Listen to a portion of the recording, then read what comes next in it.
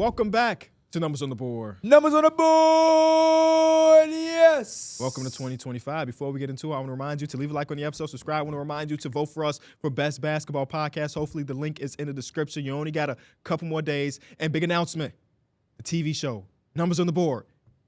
It's back this Tuesday, man. It's back this Tuesday, 2 p.m. Eastern on ESPN News. Be sure to tune in there. How we feeling today, boys? Feeling good. He ain't got his wrist. He ain't got his brace on. I was telling Elena about that, how you had that brace on your wrist, but you were telling everybody that like nothing was wrong with you, and she was like, "You just I wasn't telling people nothing was wrong. He said he didn't know how it happened. I didn't know how it happened. Something was definitely wrong. I wasn't wearing a brace for fashion. I was saying I ain't know what You happened. said you slept on it wrong. I might have slept on it wrong, or it might have been something. Is it just me, or do y'all ever have shit happen to y'all and you don't know how it happened, but you know something happened?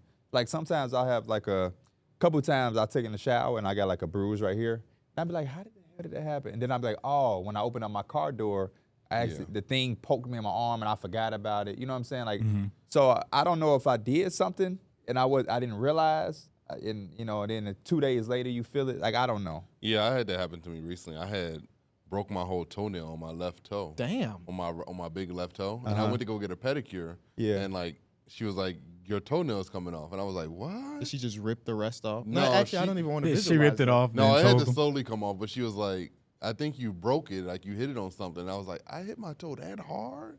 And I was like, I must have did something that really broke it, obviously, because like I literally don't know what I did. Yeah, stuff like that happened to me all the time where I'm like, why is this happening? I'm like, oh, yeah, I did do that. But so, yeah, the wrist, it's still a little stiff, but it feels a little better. And I'm free. I'm just trying to see how much I can go without it. You know what I mean? But it definitely helped a lot more than I was thinking. And I should have put it on soon. My wrist had been hurting for a while, and I was doing dumb shit. I was testing it. Like, let me see if I can do 5 push-ups. I would do that too. And I think it made it a little worse, but I just had to see. So it's all good, man. How you feeling though, Mike? Feeling good.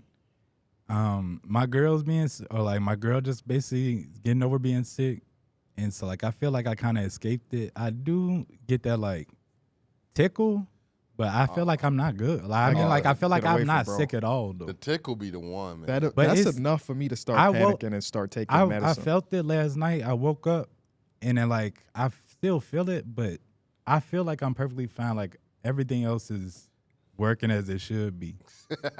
Okay. All right. Just make sure you talk that way and not this way. I got you today. Thank you. I didn't want to miss out today. It's going to be a real good episode. Are you proactive or reactive? I'm proactive. I had my emergency. Well, not my emergency, but I just told you. Yeah, we just basically met it up because Elena was sick, and so she obviously didn't want me to get sick too. So she been telling me to be proactive. I took my emergency. I took some basically other stuff that has like vitamins vitamin and stuff. C really be working, bro. It really does. If you catch it early, that shit really will. And I really think that's why I'm like goofy. feeling how I am now. Because sometimes, like even myself, I should be drinking it right now. A lot of times we wait till we get sick. Yeah. But it's like if you had it in your system, because really we should be having a lot of that in food that we elderberry. Not that we need it. Obviously, ain't gonna take it the same when you sick. But if we just have a little bit in our system, it'll help. But yeah, I love being proactive because the worst thing is to be sick, man. We got something big today though. Okay, let's talk to me. I might swerve up in that corner. Whoa, I was finna say, come on, man, stop messing around with that guy. We have to address your fit. Yeah, man. He got me in the mood. He came here with like an early 2000s type. Stop messing around, man. That shit hard. That shit hard. His with pants. I think they should do that. His jersey. pants on his waist though. So he got a sag. They still big as hell. him a little bit. They steal the biggest jeans I could you find. remember when that song dropped, Pants on the Ground? Yeah. And he got sued. He did? He stole that song? He stole that song. No, I have no idea. He got he sued didn't. for that though. I remember that being That's a big story. insane. You got to complete the fit though. You got to put the rubber bands at the bottom of your pants. I tried to get the wristband over on this side when you shouldn't have a wristband on. You a fool. Big news. We got the Numbers on the Board yearly awards. Is this the first? This is the first one for Numbers on the Board. First Yes. one for Numbers on the Board. So it's a big one. It's a lot of stuff on here, though. It's a lot of stuff on here, but I'm going to try to do it as quickly and efficient as possible. Starting off, we have the Mike Award. Worst fit. You know, it's funny. I voted on this. You did? And it was only you and Pierre as contestants. So they saying for the rest of the year we had that shit on. Yeah, I guess so. I mean, that does I wear make sense. sweatpants like I didn't wear 90% my of the earrings. episode. Damn. That does make sense because it's me and only Pierre up here. And I was kind of wondering because I did What see fit mine. is it? Can you for me. give more context to what this is, by the way? Okay, I will. Our guy Clips does this every single year where he goes through every Shout out single Clips, by the episode way. and he comes up with awards and he lets the community vote. So maybe if you're watching this episode, you might have voted on this. And if you didn't vote, come back next year because I'm sure Clips will do it again. And we want to continue to get more people voting and voting and voting. So Being a part of this and knowing what it is shows how tapped in you are. Because, like, yeah, this.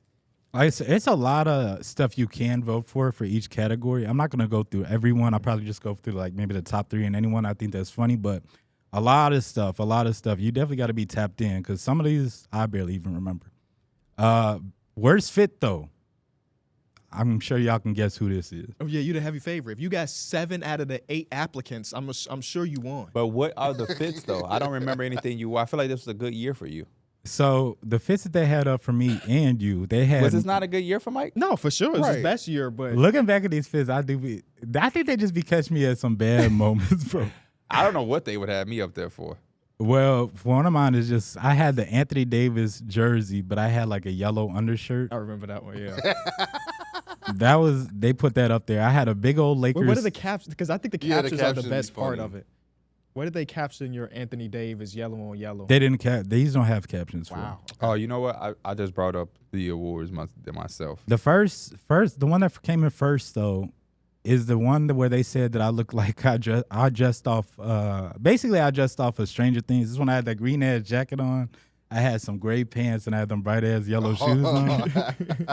And I had a yellow hat on. So I was kind of all over or I had a white hat on. So I was all over the place. Okay. The rest of these, it's just me in like in a Lakers uniform or a Lakers jersey and a Lakers jacket. But I am flooding a little bit. So basically that's really all the two worst mismatched shit. socks too.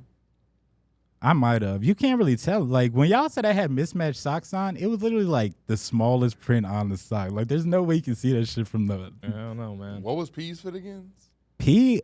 I don't even know what was super wrong with Peace Fits. Like he had the one where he has basically a black hoodie, black pants, and his orange like Oh, the the gloves. gloves, he has the yes. gloves on. I've noticed that the people in our community do not like those gloves. Yeah. But other than these, like these Can't aren't. afford them.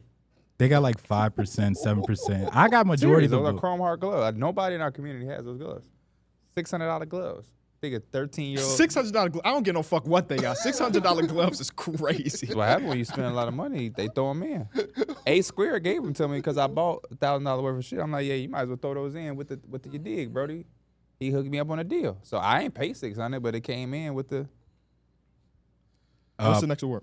best fit. But that was with the Knicks hoodie though. That was the orange with the orange hard. First, I might just wear want that y'all to again. guess who won Might this wear that award. tonight. Best individual fit. Best fit. I'm sure Derrick probably won. He did win. Yeah. Okay. I did. Did you won, bro? You got What's fit? 52% of the votes. Oh, was shit. it the It was salmon? It's the salmon with them. Yes, Yeah, the that salmon fit was yeah. hard. I ain't gonna Yeah. lie. Salmon. And you talking about I just put this on. I wouldn't even try. But the I just second put one this is on. him too, though. The second second one is one him and too? his like this Fashion blue Nova fit. for men's. Yes, that blue fit is hard. Oh. That blue fit is hard. Oh, I ain't worn that one in a minute. Look, Fashion, you about to pull it back out. Fashion Nova for men's is missing out on their biggest model. Mhm.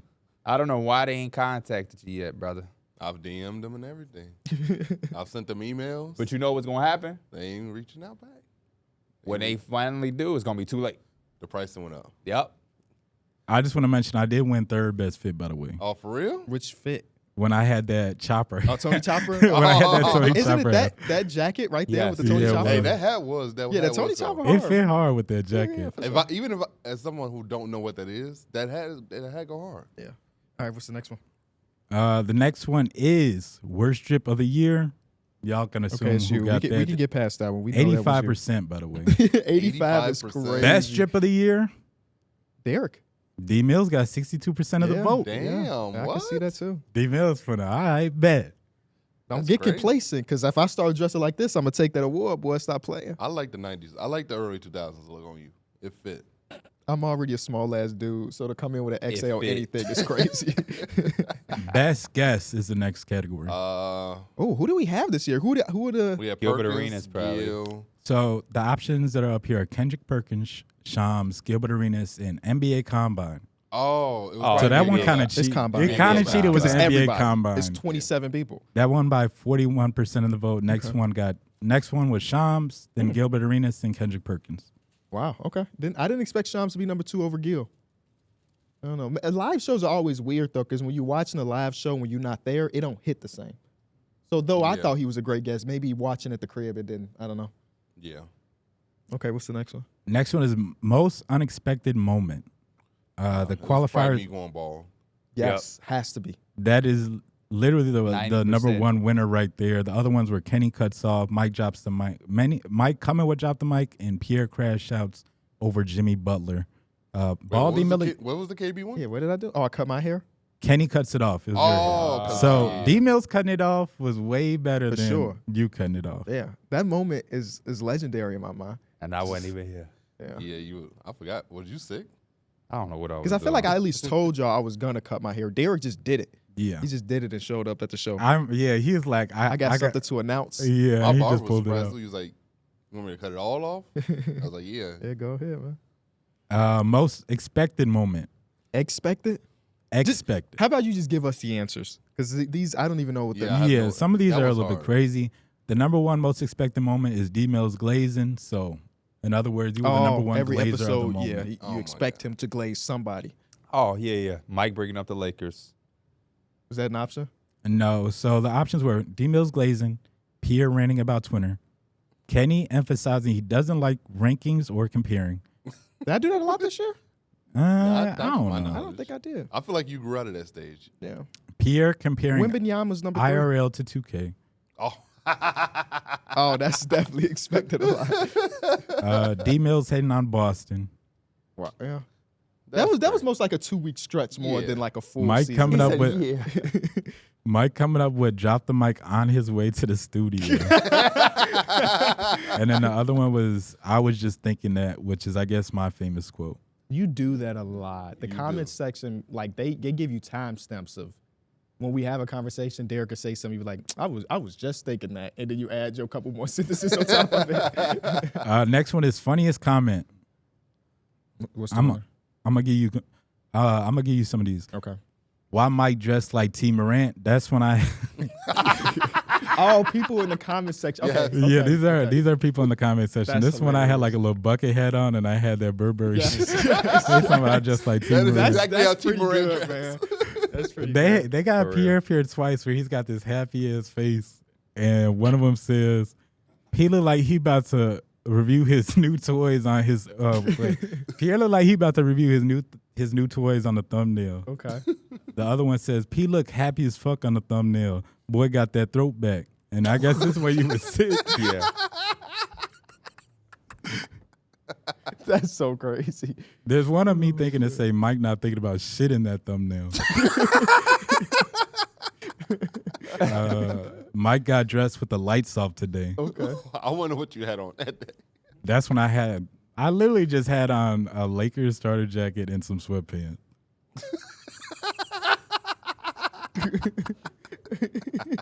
Mike not thinking about shit in that thumbnail better one, because that's hilarious. They got one of D Mills. They say the way D Mills posing on this thumbnail, we see that damn fade. Well, that shit go.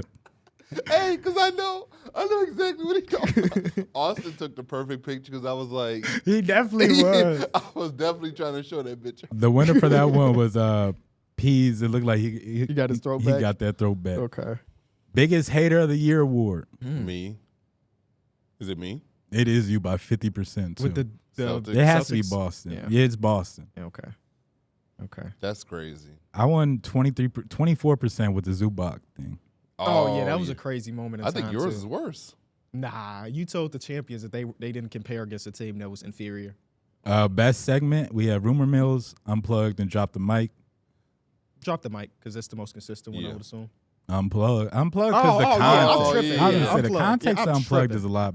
Yeah. 'Cause Uh, that could be anything. So, yeah, unplugged. Best debate, we have hypothetical Mavs versus Lakers matchup, Lopez rebounding, Nurkic versus Vucevic, New York versus Indiana in 3 years. Kawhi sits for game 1, and that's got Pierre ranting. It looked like so. Bro, I got memories of only one of those. That For was the real? rebounding. I don't remember any of the. Well, got that's all the one that memories. won. I have Was that no the idea rebounding who one? wins. The Lopez rebounding won by 50%. Okay, Mm. it's a good one. Yeah, that was a very random one. Yeah. I've noticed, and I'm involved in all of those. Except for Can't do this show without you, brother. I believe so. I don't think the hypothetical Mavs versus Lakers matchup. Probably not. no, I think that was remember me. that. I think that was me saying that the Mavs would beat. I think that was me too. That's crazy. I see You got gotta the be Cuban on too. Damn, D-Mills he trying to win that award again, bro. That's what I told him. He came in with the. You put me on with this. I was on StockX. You know, I was about to run it up. Oh, okay. Oh shit. So you bought a fake one instead? No, I'm talking about. You talking about the sweatshirt? That's the sweatshirt that Derrick is That's wearing. what I'm saying. That's You what bought I a got fake for one Christmas. instead. That had to be What you my mean? like. They fake on StockX? No, the one KB got you is fake. Those sell out in minutes. He bought you a fake one. Hey, that he ain't tell you that part of the joke. That had to be my most asked question when I was streaming, kind of like He said over a little break. He looked concerned. He said, that's the fake on StockX? Everybody Everything wanted to on know. the website is sold out. Yeah. Everybody wanted to know what D Mills got. You Christmas? got D Mills. I for got him that Christmas. Kith Cookie Monster sweatshirt. Some bike shit. True. This is my favorite one. Best out of context sus moment. I over exaggerated his size. Two to the face, Who Derrick. was that? D Mills. I'm talking about like who's he talking about? I have Brandon no. Ingram? Maybe because we saw him in person. I was watching this game while grinding my dude. That's the classic. That's a classic one for sure. I just But love which one did it have Derrick doing the hand motion? He did like a hand Two motion. at the We was same talking time. about hot dogs. Uh, We was on a hot dog eating contest. I just love the fact he's taking it and giving up as soon as he feels the pressure. Derrick. I think I said this. Oh my. Wait, I don't even know who the hell said that. Who is the? Just give us the winner, please. The winner is. dumb. All was needed to be said. I feel like who the hell? D-Mills say biggest PP jump. Yes, Oh, in the yes. It was short. in the short. I He meant to say PPG jump, but he forgot the G. No, And he these was like, got to be bro, gone through. Because why was he said on this show? He's taking advantage of the young kids. Who said I laid down for Kevin Durant? That had to be you, right? Everything has to be Derrick. He When just we're be playing taking two at marbles, a time. He's dropping 7 whoa moments a day. That's why I kind of like him even more because he's 18. Yeah. I remember Yep. you saying that was like one of the first NOTB episodes. The lighting was all Yes. different. There was nothing in the background. A lot of these is Shout out to D-Mills. Gigi Jackson. Shout out to Gigi. Get well soon, Gigi. Pierre want to throw it. I was just watching this game while grinding my dude. That was epic. Best IRL video. Ooh. What did I didn't even know what we did this year. It's so many up here. You just got to. Okay, just give me the top 3 answers there. The number one option. We went through the NBA draft combine, so that was me and D Mills going through that. Oh, that was their That was a favorite fun one? Okay. video. Number 2, we pranked Pierre with a 2-on-1 NBA trivia game. That was a fun Okay. one for Yeah, sure. That was fun.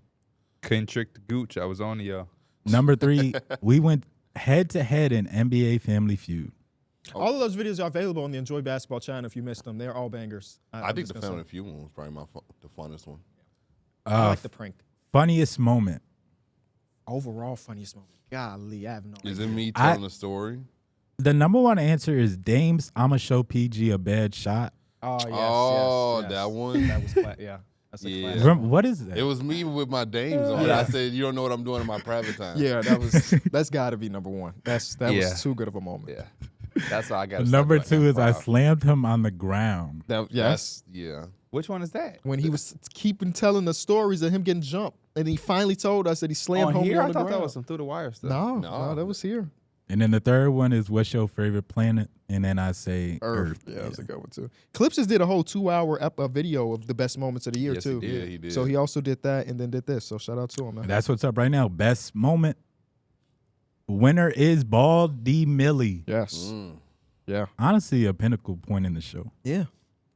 Yeah. I wish it was a full set for that. Though. I wish Pierre was here for that moment I should in have real saved time. it for 2 more weeks. Number 2, by the way, for best moment is What Did You Learn episode, and it was the Astor class episode, and it's got me and D Mills, so that got Okay. 14%. Okay.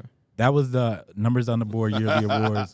It's a lot. I'm sure it's cow. got to be posted somewhere, the Yeah. results, or we'll get it posted so you can get a better look and see all the. He gonna post it results. on Clips on the Board.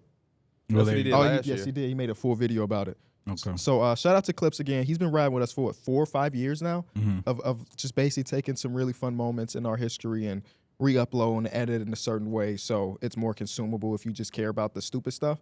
So shout out to him. Shout out to everybody that voted. It's always super cool to reminisce about the old times, which is really just, 6 months ago? 8 months Especially ago. because when you're talking about a long year, some moments can just get lost and you just forget about them. And Mm-hmm. it makes you jog your memory a little bit. For sure. Let's get to some basketball, though, man. I think the biggest story since our last episode is the Jimmy Butler stuff. It's got to Oh, be, yeah. man. We Yeah. talked about it briefly in last episode, but then since then it has exploded where he had a game against the Pelicans where he was benched the entire fourth quarter because he wasn't given much effort or whatever. Then a game after that against the Pacers, he also got benched in the fourth quarter where he put up, 3 total shots. And he went to his post-game interview and gave us content galore where, sometimes you get those reporters that egg on these questions and you like, bro, what the fuck are you doing? Yeah. They did it perfectly this Yeah, time they around. did. Getting him to talk and basically say that his joy was no longer in Miami, that he loved the city, but don't necessarily love the stuff that's going on court. And then later on, it came out by Shams Charania that he is open to being traded to any of the other 29 teams. And I'll leave. There's a lot more, but I'll leave it right there and we can unpack it. That's what kind of surprised me. We just said any of the other 29 teams. Send his ass to Utah. He'll be It didn't happy. even Find matter his joy. anymore because the first reports is like he's got these several teams that were usually like competitors Mm-hmm. and people in the playoffs, but it just went to 29 teams, and I'm like, he just wants out. Like every time we see Jimmy in a situation where it's either like somebody's got to choose and it's kind of ends up on him probably leaving out, he's leaving out. Yeah, I just think it's kind of crazy, like how players just have this power. Like Jimmy Butler essentially knows what he can do in order to put pressure on the front office to essentially get his way out. And like it came out a week ago that Pat Riley was not going to trade him, and I guess Jimmy Butler he understood that Pat Riley think I'm joking or like that I'm not serious. So he went to the podium and he applied pressure, saying that I'm not happy here. I don't want to be here. I would rather play for any of the 29 other teams than to be here in Miami. And I'm honestly, I'm with it. I want to see the league shaking up a little bit. I mean, if he is getting what he wants and the organization is going to do what's best for them, because I don't think Pat Riley is going to send him to exactly where he wants to go. I think Pat Riley is the type of dude where he's going to do whoever gives him the best offer and whatever's best for Miami. He's not going to do what's best for Jimmy Butler in this situation, especially since he just suspended him for 7 games. So when you suspend a guy for 7 games, there is definitely a damaged relationship there. When you talk about 7 games just for comments at a post, I thought that was a little excessive. Well, I guess it was more than just that. I mean, it's the effort, right? The one thing that bothers me the most about it is Jimmy Butler going to the podium and acting like he's giving his all on the court. Brother, I've watched both of those games. You were not giving your all. He hasn't given his all year. He'll give That's you a not true. flash. He'll give you a The 30 Detroit point. game, they lost by yeah. 1. He'll do that. And then, again, those 2 games that I just referred to, there's no way Jimmy Butler should end a game with less than 5 shots. You can't convince me that that's Spoelstra's coaching. If it is him, I don't like sitting in the corner, yada, yada, yada. Jimmy Butler is a type of dude that can get a bucket if he wants to or create an opportunity for himself. But instead, he doesn't want to do that. So him taking offense to somebody asking about his effort level was weird to me because we're watching the fucking game. Spoelstra doesn't bench a player, an all-star level player in the fourth quarter if they were giving their all, if they were performing up to their capabilities. I feel like some of the things you talked about, D-Mills, the first one, I don't think it's crazy that players got power because I don't feel like this is a power move from Jimmy Butler, to be honest with you. I think this is like the inevitable that was written on the wall last year in the playoffs, to be honest with you. And secondly, I never believed that Pat Riley wasn't going to trade Jimmy Butler. I feel like that was a chess move to try to make Jimmy Butler do what he did, which was request a trade. Because I feel like Pat Riley over the last few years with the Miami Heat, he has not satisfied the fans. And creating a situation where you're making Jimmy Butler available is another reflection, again, on yourself. So I think to kind of save face is like, no, if Jimmy Butler don't want to be here, we're going to force him into a corner where he's going to have to come out and say that he wants to be traded. And they got that accomplished. He did that because for a while it looked like one of the sides was waiting on the other. Where like Jimmy Butler and his agent were like, Shams is lying. We ain't saying that. The Miami Heat just gonna have to shop us. And then Pat Riley comes out like, no. We don't address rumors, but we're not gonna trade Jimmy Butler. We have no interest in trading him. And then once they do that, Jimmy Butler and his team come up and they say, you know what, we probably just gonna have to go out and say we don't want to be here, and we're gonna actually have to play in a way that shows that we are not happy. So Jimmy Butler then goes in the corner. He doesn't, do the normal Jimmy Butler shit. It reflects on the floor. They know who they're dealing with. The Miami Heat organization is obviously pissed off with that. They suspend him. He's getting sat. And now here we are. So I feel like I am happy that somebody like Jimmy Butler was able to take the situation by the horns and say, okay, we're not going to keep doing this. I'm not happy. I don't want to be here. So let's get it going. Because I feel like right now we're in a time and age where a lot of guys and teams are doing that, where there's something that a player wants, but for whatever reason, they don't want to come out and say it. They don't want to have that reaction from a fan base or the scrutiny of being one of those guys to actually request a trade. So I was happy that Jimmy Butler was actually able to do it. As far as the suspension, that makes me feel good because that means a trade is actually going to happen. To me, that's how I would run my team. If a guy doesn't want to be there, don't be here at all then. Maybe I wouldn't suspend you, but take time away from the team while we figure this out. Because I did see the reaction from some of the other players. Like I think Tyler Hero got interviewed after the Jimmy Butler thing, and the media was talking to him about it. And, you can tell that he kind of felt the way. Not, I don't want to say he felt the way towards Jimmy, but you can just see that it's a situation that could turn into a lot of emotions starting to go certain places. And as a teammate, that's just got to spill. It obviously spills into the locker room and stuff like that. I mean, a lot of times you just got to kind of leave your personal problem. And this is like a work type problem, obviously, but like when it comes to your coworkers and stuff like that, there's a lot of stuff I have to leave at home when it comes up. I can't bring that up here and be like a detriment to the team because, of X and X going on. Like there's some stuff you do, like you just got to kind of get over, and some shit doesn't become acceptable anymore. Like if I was at that point where I was being a detriment to the team, like hell yeah, like I wouldn't be surprised if, take some time away. So I completely agree with y'all saying, and I just don't know how Jimmy Butler also gets traded with that big ass contract though. And a lot of these teams, it's like they're at the point where they're at the second apron or damn near there. So it's like I don't see it. It's tough though because part of the report was like one of the reasons. So there's a couple different key moments that ended the relationship or made it worse. One of them is when Pat Riley basically told his ass, "Shut up if you're not hooping." Yeah. The other one was, I guess Jimmy Butler has been putting pressure for 2.5, 3 years for them to improve the roster, and he's watched other teams around them get better and better and better, and yet the only deal they really did during that era was bringing in Terry Rozier, which for the most part has been a flop. So he has been feeling some type of way about the team not getting better around him. And then the last thing was the new offensive system that is being played in Miami that has him off the ball more, basically the most since the second to last year in Chicago.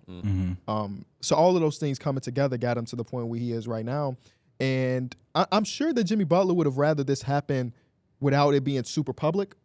But we got two of the most stubborn motherfuckers in sports going against each other. We got Pat Riley, who for 2 years basically said, no, we're not trading Jimmy Butler. Even last summer after they got eliminated from the playoffs, after he made all these comments, he was asked about trading Jimmy Butler. He had given them a one-word answer. No.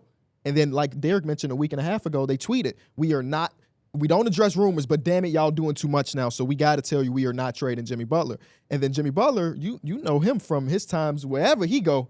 Chicago, Minnesota. He going to get out of there if he want to get out of there. So it was just two button heads of testosterone. I don't know.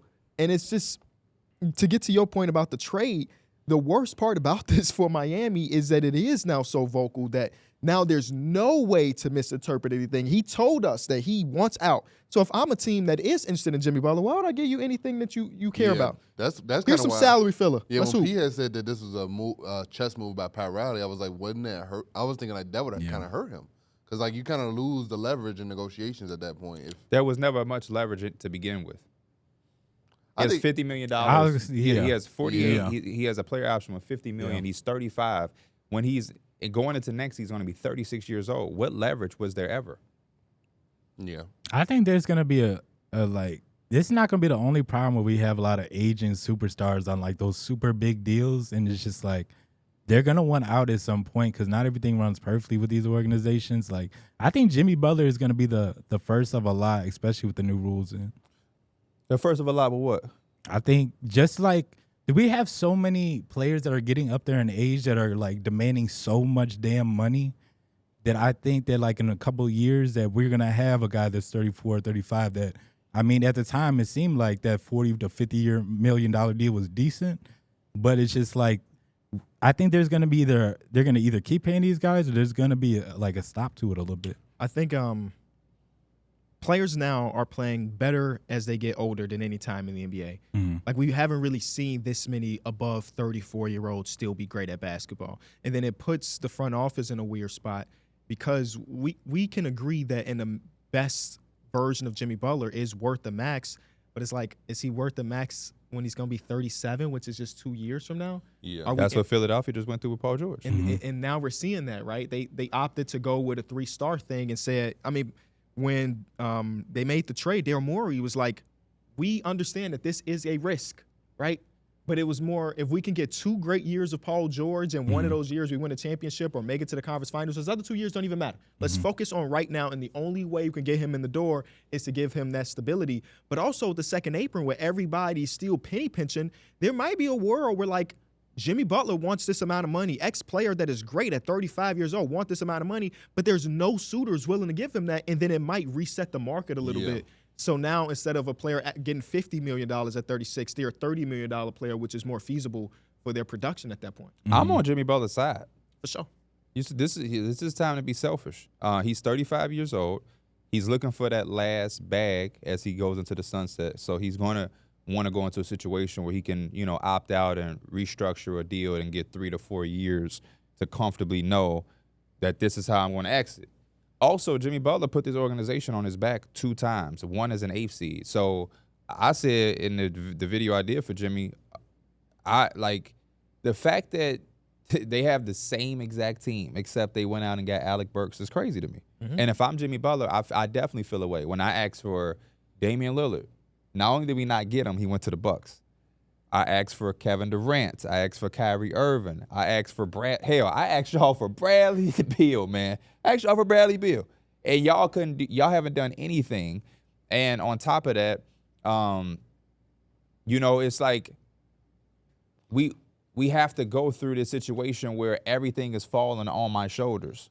And, you got Pat Riley going at the podium last year. Prior to saying shut your mouth, he talked about the availability of Jimmy Butler. That's my So thing. if I'm Jimmy Butler, which I agree with Pat Riley from that sense from a business perspective, but also there's he's probably not available because when he is playing and y'all did go to the finals, he literally did everything. He was guarding the other team's best player. He was putting 50 points on a Drew Holiday. He was doing every single thing. We have infamous memes of this dude leaned over. Like, oh my gosh, I'm exhausted from backpacking y'all. So it's like a player go through all of that.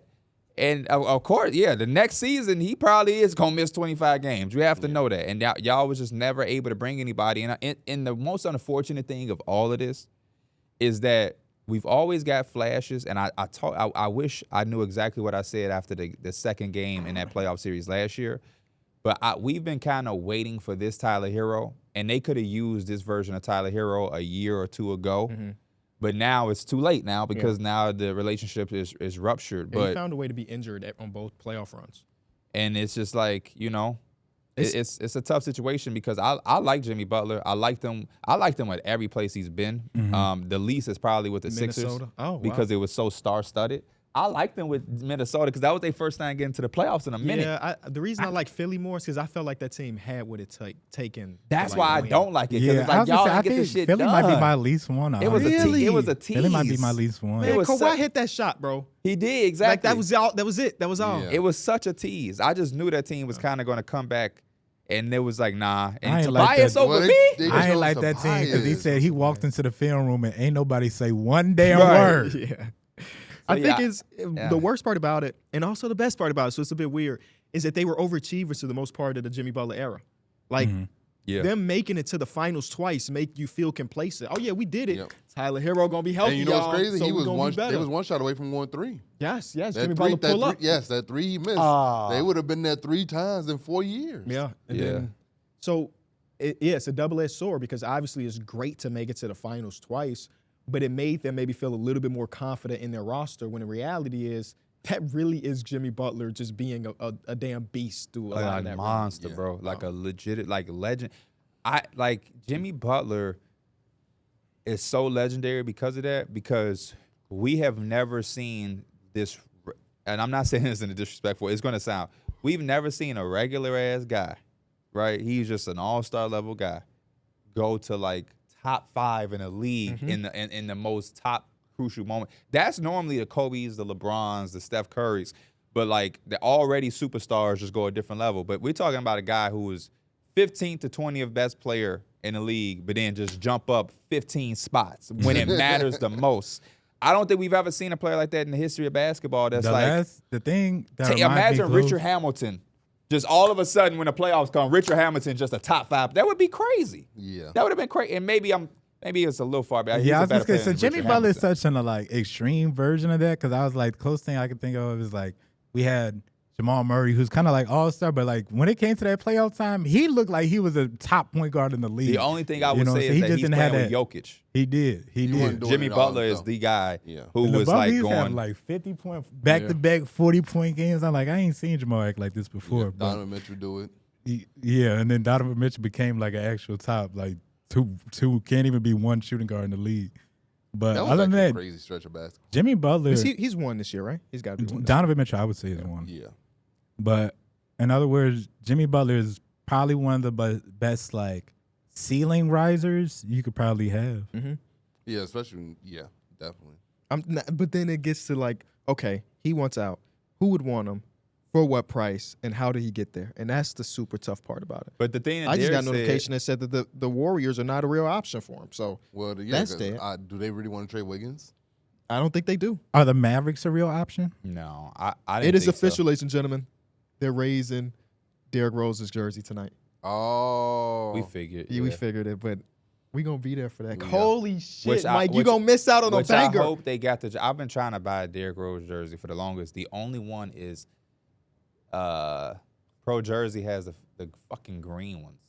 I don't like St. those. Patrick's Yeah, ones? I don't like those, but I if that's would the wear only that. one that I could get, I used to rock those. Oh, they doing it next season? you know what I'm saying? So No, why would they not do it on his day? Oh, maybe next year on his day? Because I guess today ain't his day. It's after his day. no, today is the day. What today is the 4th? Yep. Oh, okay. Either way, Derrick Rose gets his jersey retired. So And we will be there. regardless, Just what spots is it really like plausible for Jimmy Butler to go to? But that's why when Derrick said like they'll be petty and send him anywhere, they can't do that because the team ain't gonna give Jazz ain't about to give up nothing substantial to get a guy. none of who's the gonna leave. tanking teams are going to trade for him right now. So just 'cause I think it's a that world where they hurts both them. can get something. Who's going to trade for him? I don't know, but he's going to get traded. Somebody's going to buy into it. The Warriors can report that they aren't a real suitor right now. We'll see when it comes trade deadline or however long this takes. Because I'm more in favor of them just paying Kuminga and keeping him. Kuminga's been so good this year. yeah, and Kuminga's one of those weird players that like I watch, and obviously he's a good player, but I just be feeling like that impact don't really hit those box score numbers. I agree with you. I don't know how to explain it deeper. Not than with that. the Warriors. Yeah. And I feel that's like why if he I goes said- somewhere else, it'll be different. But Yeah. I don't know. For what he wants to do and what the Warriors want to do, I don't want them to pay him. The Warriors want to put you view him as a guy that will help Steph Curry at the last stretch of his career get somewhere? Because I don't. No, he's definitely not that star-studded guy, but I think he's definitely someone that Even taking out star-studded, you look at him and you say, yeah, if they're trying to get Steph Curry to a certain place or play high-value basketball as he goes into the end, they need to keep this dude. I don't get the vibe of that. He don't look he's a good player to me, but it feels like he would be much better on a team that's, fits his timeline. a little bit better. It don't have to Yeah. be extreme. I'm not saying he got to go to the Hornets. But, the Hornets probably would be all right. You know what I'm saying? Playing with He definitely LaMelo. does need a little bit more development, but I definitely could see him being somebody post Steph Curry that you can look at and say, You can no longer do that. Yeah. You can't think You can no about longer post do that. If you the man. Suns, You did would that you already. do? And this is all hypothetical. Say like it was the options on the table. If you're either team and it was just straight up like Bradley Beal for Jimmy Butler, just swap. No. they can't. I mean, are you saying take out the second Abraham? Because the Suns can't do that. No, the Suns could do that. Right? Because I'll check it right now. 48. No, I think it's Bradley 50 Beal's million. over 50. I think it's- So that's why I I think they think- can do it because they're taking less money there. They're giving up Oh, 50. right. Yeah, Oh, they okay. can't bring on But more. like if I'm Miami, why the fuck would I want this Just because big that old was like, contract? we want to stay competitive. This is the best player available we can get. Now that's one where I feel like it's Bradley petty. Beal kind of not good at basketball You're right putting Jimmy Butler in a great I situation. know. I think Jimmy Butler's honestly going to be the best winner. Like, he is probably going to be the winner in this wherever he kind of goes. But like, there is a world where they could still get something better than Bradley Beal. Yeah. Bradley Beal is not an asset. Even if you even if you do this, Uh-huh. Actually, Derrick is right. You cannot do a 1-for-1 deal between the two. Yeah. It's Jimmy makes more? No. More money? Bradley Beal does still make more money. Damn. Jimmy won't make 50 until next year if he takes the playoffs. He's at like 48 right now, 49. Mhm. Two teams that I talked about in my video. Number one, the Rockets. Because you don't have to give up anything substantial. He don't want to be there. We're going to give you money, and then we'll give you Ken Whitmore, who just like complained. And shout out to Ime. Ime's a great coach. I like what he makes. Yeah, he's like, man, I'm not sensitive. I'm not sensitive at all. Players got to get shit off their chest. Say it. It don't bother me. Like, go ahead, express yourself. But we've had conversations out there, and I thought that was dope because a lot of coaches be, that's what he said? Okay. Watch this. Now It's you ain't playing next year. but you know how that's why it's good to have a former player coach because Ime probably has felt frustrated himself. It's like, I get how I feel. Or dark horse. I want this team to get some wing. The Memphis Grizzlies. That's literally the team I was Yeah. The thinking Memphis about. Grizzlies. And You I was got just Luke trying Kennard. to build it. You got Marcus Smart. Marcus Smart. Yep. And then you got they Gian control their Conchar. next 7-8 years of draft capital where you do that. You can even throw Brandon Clark in there if you really absolutely wanted to. It don't feel right to see him out of a Grizzlies jersey, but if I did see him somewhere else, it would be Miami. I ain't gonna lie. I don't know. Khalil Ware had 25 in that loss. So, you know. like Yeah, the that was Grizzlies. literally the team I was thinking of. I like it when they play. They sometimes have two bigs out there, and I like that. They did that last night against the Kings. Who? The Memphis Grizzlies. The Memphis Grizzlies are always going to have two bigs because even if they get Jimmy Butler, theoretically, a healthy lineup should be Ja, Bane, Jimmy, Jaren, and Edie. Yeah. You know what I'm saying? Or Jaren if you always do gonna the be- Brandon Sometimes Clark. they throw and- Brandon Clark in there with a mix of that. Yep. Or then Santi Santi Aldama. Aldama. Yep. But Santi Aldama's Santi Aldama's like a, So can Jaren he a Jackson. three in Yeah. a big. He a three in the center body. Yeah. Yeah, he is. So they always going to be, that's what I love about that team. They always going to have a certain amount of size, but they got what it takes to be a dark horse. Yeah, I they got think- draft picks, but I don't really think Miami's getting a boatload of picks in this. Nah.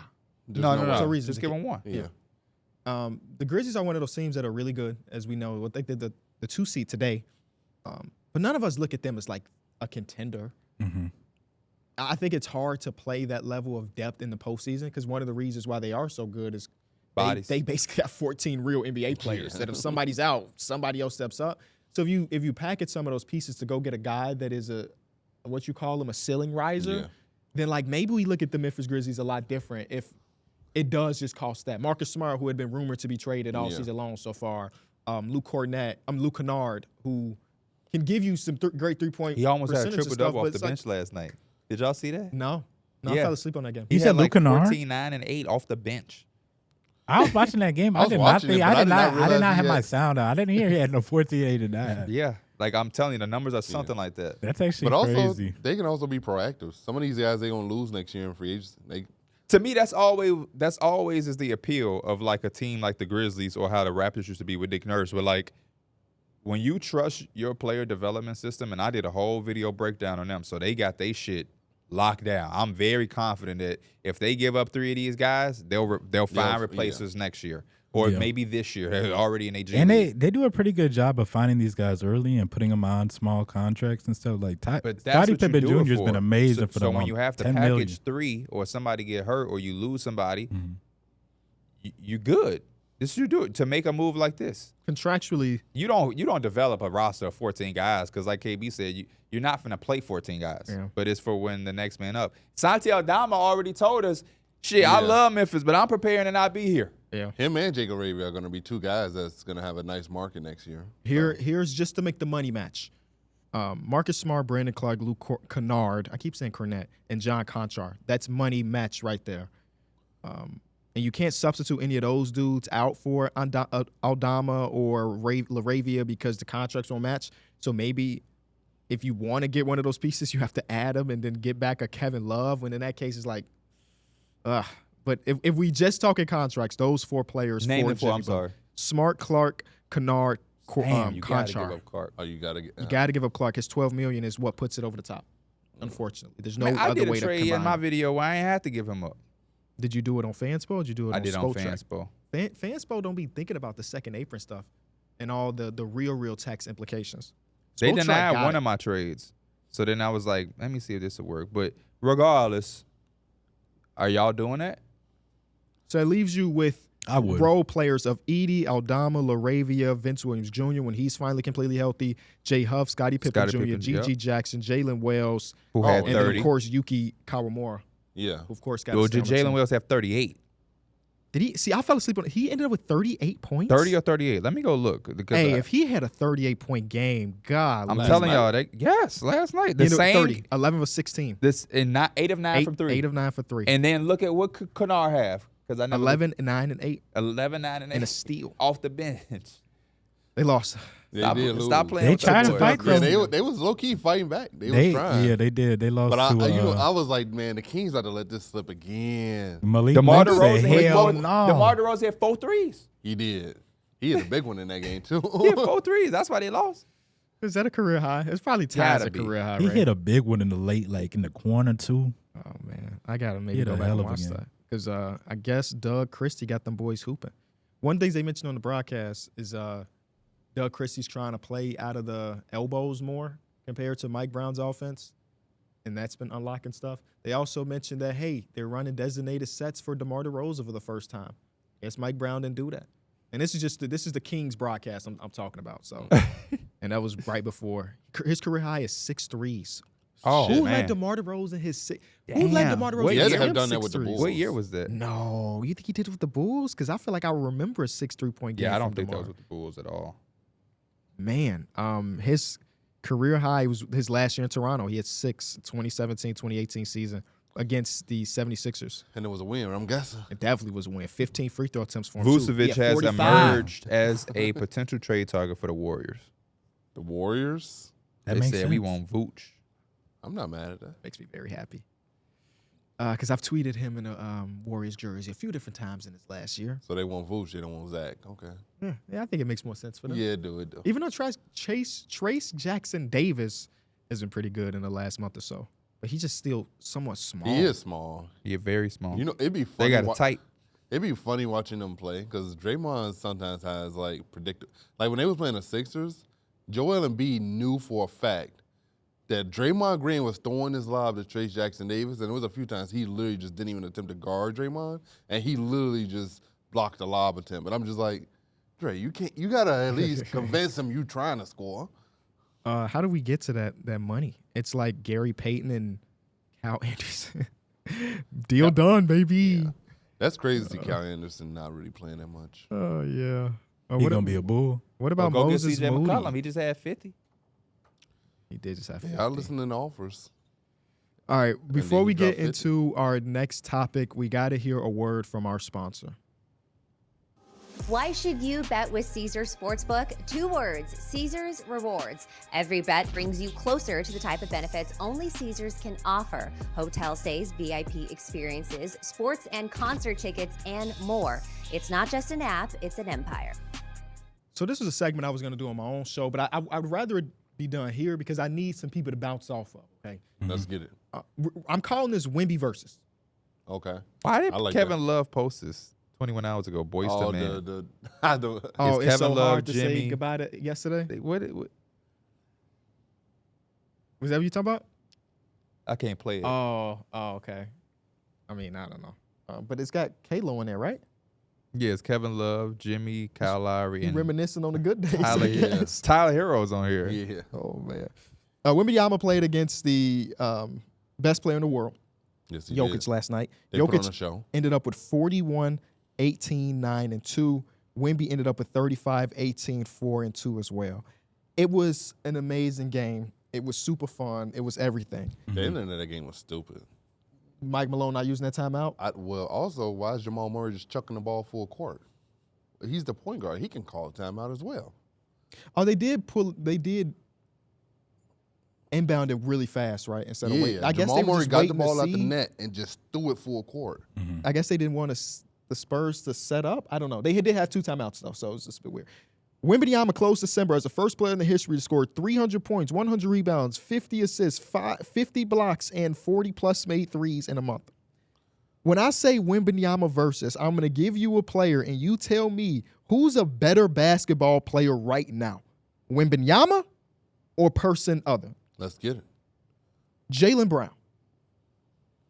Wembanyama. Yeah, it's Wemby. Devin Booker. Wemby. Wemby. Donovan Mitchell. See, Wemby. But that shit is unfair. Like, there has to honestly have to be like a these cutoff. questions. We finna be real up here. It's Wemby, but it is impressive. I think that's the first one that made me really think when about Wemby, When Wemby got off to his slow start, Mhm. it wasn't doing shit right. I held him accountable. He getting his shit done. I'm gonna give him his credit. He's better than those guys right now, he said. He didn't say Right now? forever. He didn't say in 2 months from now in the playoff. He said right now. Wemby is playing better than all those guys right now. He is. Jalen Brunson. Yes. Yes. Yes to Wemby. Wemby. Wemby, yes to Wemby, I'm Wemby. sorry. Yeah, yes to Wemby. Anthony Edwards. Especially after that turnover Jalen Brunson had yesterday. Wemby. Anthony Davis. Wemby. Kevin Durant. Right Wemby. now, Wemby. Yeah, But still Kevin Wemby. Durant, when Yeah. he's healthy, Steph Curry. Steph Curry. Yeah. I still don't think. I might say Steph Wemby. yet. I might say Wemby. I'm going Steph Curry. Shai Gilgeous-Alexander. Shay. So based on what you all just did, he is the 7th best player in the world right now. Bro, he's And today his 21st birthday. 7th. I don't and That's it's not as crazy if you watch the man play ball. I mean, defensively, we know what he can do. This is what we were supposed to get. When Defensively, we know he can do. All the hype in the draft. And I was watching it yesterday in that game, and there was a lot of times where I was like, he just doesn't go for blocks. Like, he times them up. There's a lot of shot blockers who just jump. He will stay down until it's time to go. He's not Hassan Whiteside. He's also 4 inches taller. He is. And Yeah, an and I 8-foot wingspan, too. 8-foot wingspan. But I think it's the other side. It's the skill set. I mean, he's literally shooting. I took a screenshot out of my phone yesterday. He ended up passing this, but he was about 5-6 feet off the line about to take a 3. 3 people closed out on him, and he dropped it down to a roller for a layup. To Keldon Johnson for a layup. That was a beautiful play, bro. I took the picture on my phone because it just looks ridiculous that you have 3 people closing out at a dude that's shooting in Steph Curry range right now. He had a play where he caught it in the mid-post, Christian Braun on him. He just turned face, shot it. Christian Braun don't even get a contest because he's just so damn tall. And I'm like, that's just such a He took a cheat code. sidestep. Yeah, was that was the mid-range or was That was the mid-range jumper. he took a sidestep 3 that was really big too, and it's just like On the right wing? You can't Yeah. contest that. It was crazy. It was a play where he was posting up Russ, and he tried to face him up, and he put the ball on the floor once, and Russ just fell over the floor and took the ball. Oh, he just took the ball. Yeah, he did. And that was that right before or right after Russ gave him the head tap? Maybe. I don't remember. I think it was right after that. But like Russ was like, "You're not finna do this shit to me." It's just, and now it's getting to the point where, like, I would say 85% of the team understands who the fuck he is, and sometimes they give him just that throw the ball at the rim. Yeah. And Wemby goes, like the first 2 possessions of the game, they just threw the ball up and he got it. And, All we was asking for last year. and Just throw it. the only person where I watched him play that still play with his fucking head down is Keldon Johnson. Can Keldon Johnson pass to Wembanyama Bro, that's once? because That's his he's role, a though. I vet. think that's his role. He Yeah. a vet. That's his role. He been there He the for vet. all that No, time. that's his man. role, You man. crazy. I like Keldon Johnson Me in his too. new role. I didn't say he was bad. I'm You saying that need Wemby you need needs one some fire, touches. You need one firecracker that do what he do. Yeah, And he does what he does. and I appreciate. I like that. I Me like too. him in his like, I'ma just go get a bucket type mentality. All right. This the best version of him, in His ass my gonna opinion. be Yeah. playing with the Bulls in a couple days. I like. He would be. That would be the case if he was giving him the ball. You know what was also good thing about that matchup too, where you have a lot of times where it's like the best players don't really guard. Wemby was guarding Jokic in those last possessions, Oh yeah. and I think that's just like another thing really that don't have a adds to that choice. MVP type caliber player. He went out his way to guard him. Yeah. Like he guarded Steph or some shit. No, I'm just He saying guarded it's the a lot other of times where center. it's like we gonna The have our. centers usually always match up because Yeah, you I mean, have rare. Jokic didn't have a. I mean, he had a. Let me not say he didn't have a great game, but it wasn't his most efficient outing that we usually get. Jokic took almost 40 shots yesterday. I mean, yeah, he guarded at Vic. Vic is probably the DPOY. That's what I'm saying. Yeah, that's the credit to Vic. And then, he did have some moves he got over Vic. I'm like, hell no. Yeah. Maybe. Wait, what happened? I was thinking when we did DPOY prediction, it was me and Derrick or me and Mike. I can't remember. That picked Vic? It was 2-2. I forget who everybody else picked. And then the last play of the game, or the second to last play of the game, when Jokic turned that ball over, that's Wembanyama's length, Yes, and then it B, is. them showing two because Russell Westbrook is not a threat I was from gonna three. say, bro, Russell just doubled up. My heart dropped. Russell when I great, turned it over, like, man. I wanted to see. He was just overtime. standing there like this. And it's crazy because Russ This is in the actually having a corner. really good season. Yeah, for So sure. I can't even blame that on him. But that's why I still took Steph over Yeah. Vic, is because like some of the shit that happens on the floor, it ain't gonna go into a box score. You know what I'm saying? And I feel like that was a situation, even when explaining that, like Vic don't get no statistical number for that in the box score, but I feel the same way with Steph, where even when he having those rare games he just had a week or so ago, there's so much Steph Curry do for the Warriors that it's just like they need to do something. I'm happy to see that they linked to Vucevic and Zach LaVine's and Jimmy Butler's, because it's time, man. This is such a fun Spurs team It's to watch, time. too. Yes. It is. Like- It is. I really hope to see him make the play-in. I like the punch off the bench of Keldon Johnson and Champagne. Champagne has been so damn Champagne good had for a them. huge three Yes. late in that game. He's been yesterday. so good. And he also touched that sideline. He did when he did tried to touch go that sideline. baseline and Yeah. that big His ass brother was foot. having a good little stretch with the He Warriors, was, too. yeah. They both like killed the Knicks in the same week or something. Yeah, they did. I Back-to-back seen that days or stat, something. yeah. Devin Vassell blew by his Jokic in that He got that game. dunk. And I was Yeah, like, that was damn. I was like, where'd that come That's from? who I mean, obviously I like Stephon Castle, but I fuck with Devin Vassell a lot with Wemby. No, I do too. I think Mm-hmm. that duo right there, that's the duo. That's a bright duo right there, bro. Very bright future. They learned it from Chris Paul and Harrison Barnes. I think what's his name? I forgot his name. What number? What do you look What, like? on this team? Position. Yeah. Stephon Castle? No, I'm Champagne? no, the dude the Dennis Rob. I forgot it. Jeremy Sohan? Oh, we should have went let blank. him try to get there. He said the Dennis I Rodman. literally went blank. He said in the post game interview, he was like, "Yeah, we keep learning pointers from Harrison Barnes and Chris Paul." Yeah, he did say that. Yeah. So, Just keep adding to Said Chris that a Paul couple legacy. weeks ago. man. Yep. Keep do you adding think they to his bring legacy. back Chris Paul next year? Why not? I was saying if you want to come I'm back, saying why they not? should. I would rather he stay here than try to go to a team. Yeah, that's I really, don't really wanna I'm go gonna be a Laker. right. I actually really like him on this team. Yeah, It's next fun. year they might That be a should have contender. pissed me off, bro. They Cause, always like- doing some shit 5 years too late. Or in his case, 12 years too yeah, late. a long time too Like late. they might mess around and be high. What if they mess around and be higher than just the play-in team? No. They can't. I want They're them only to be game and a half out, right? I want them to be Yeah. a play-in team for my own selfish reasons. Yeah. They would be an exciting play-in team. You know what I'm saying? Vic have a 30-point triple-double, Yes, they the right there, play-in. bro. but they definitely could. Dallas is on a 4-game skid. Yeah, Yeah, which is man. unfortunate too. They played a good offensive game last night. Yeah. Nobody can beat the Cavs though. Yes, You no. just- what are you supposed to do when a team is the 42% from three as a team every night, Yeah. and they're taking 45% of their shots from three? You can't. What are you supposed to do? It's impossible. Then Evan Mobley gave you 3 threes in this game, and he gave you 35. I didn't watch this game, but I'm looking at 34, 10, and 4. Come on, man.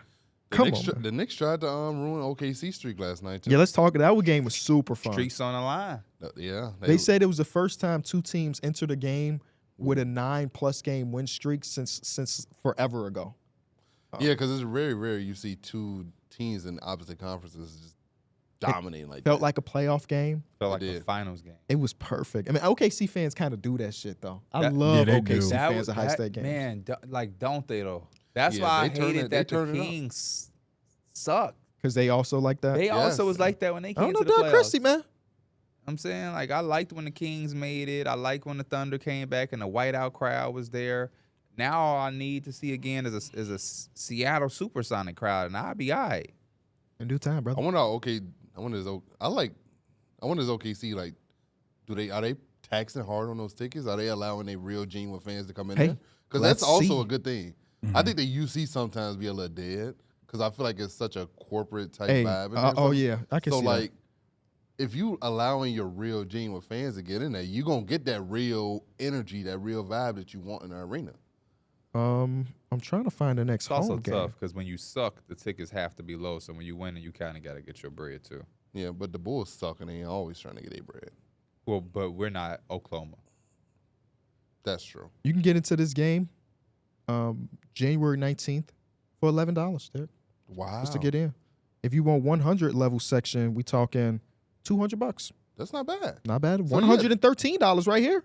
Oh, so they allowing their real fans to get into the arena. Yeah, it's not bad I at all. like it. That's real. That's how you get that feel, bro. But what's the price difference on like 200? For, ain't that the same as the Bulls 100 level? Or is it $45 more? $245? It ain't like the Bulls 100 level is like $400. Let's see. Sometimes they do. 100 level for Chicago. Well, tonight $220. No, don't I'm not look looking at- at tonight. Oh, okay. Tonight's a special occasion. Yeah, The next home game, which is against Wemby. Damn, I kind of would want to be here. And for so that. you would think the prices kind of went up a tad bit on that, but it's It only said courtside for $2,000. Yeah, they don't budge on the courtside tickets. Don't blame They me. don't. They do Shit, not. the courtside for tonight game was $8,000. They do not want nobody that When we that don't experience- belong sitting courtside. When we experience courtside, I get it now. Oh, for sure. I get it now. I get it. But I also love that Shea before the game. He walking around dapping up fans in the stands. I think that's some of the coolest shit that you could do as a face of the franchise type guy. You just gave all those people a moment that they're gonna remember forever. The OKC Thunder do a great job of having one disgusting quarter where you can't do anything about it. Yeah.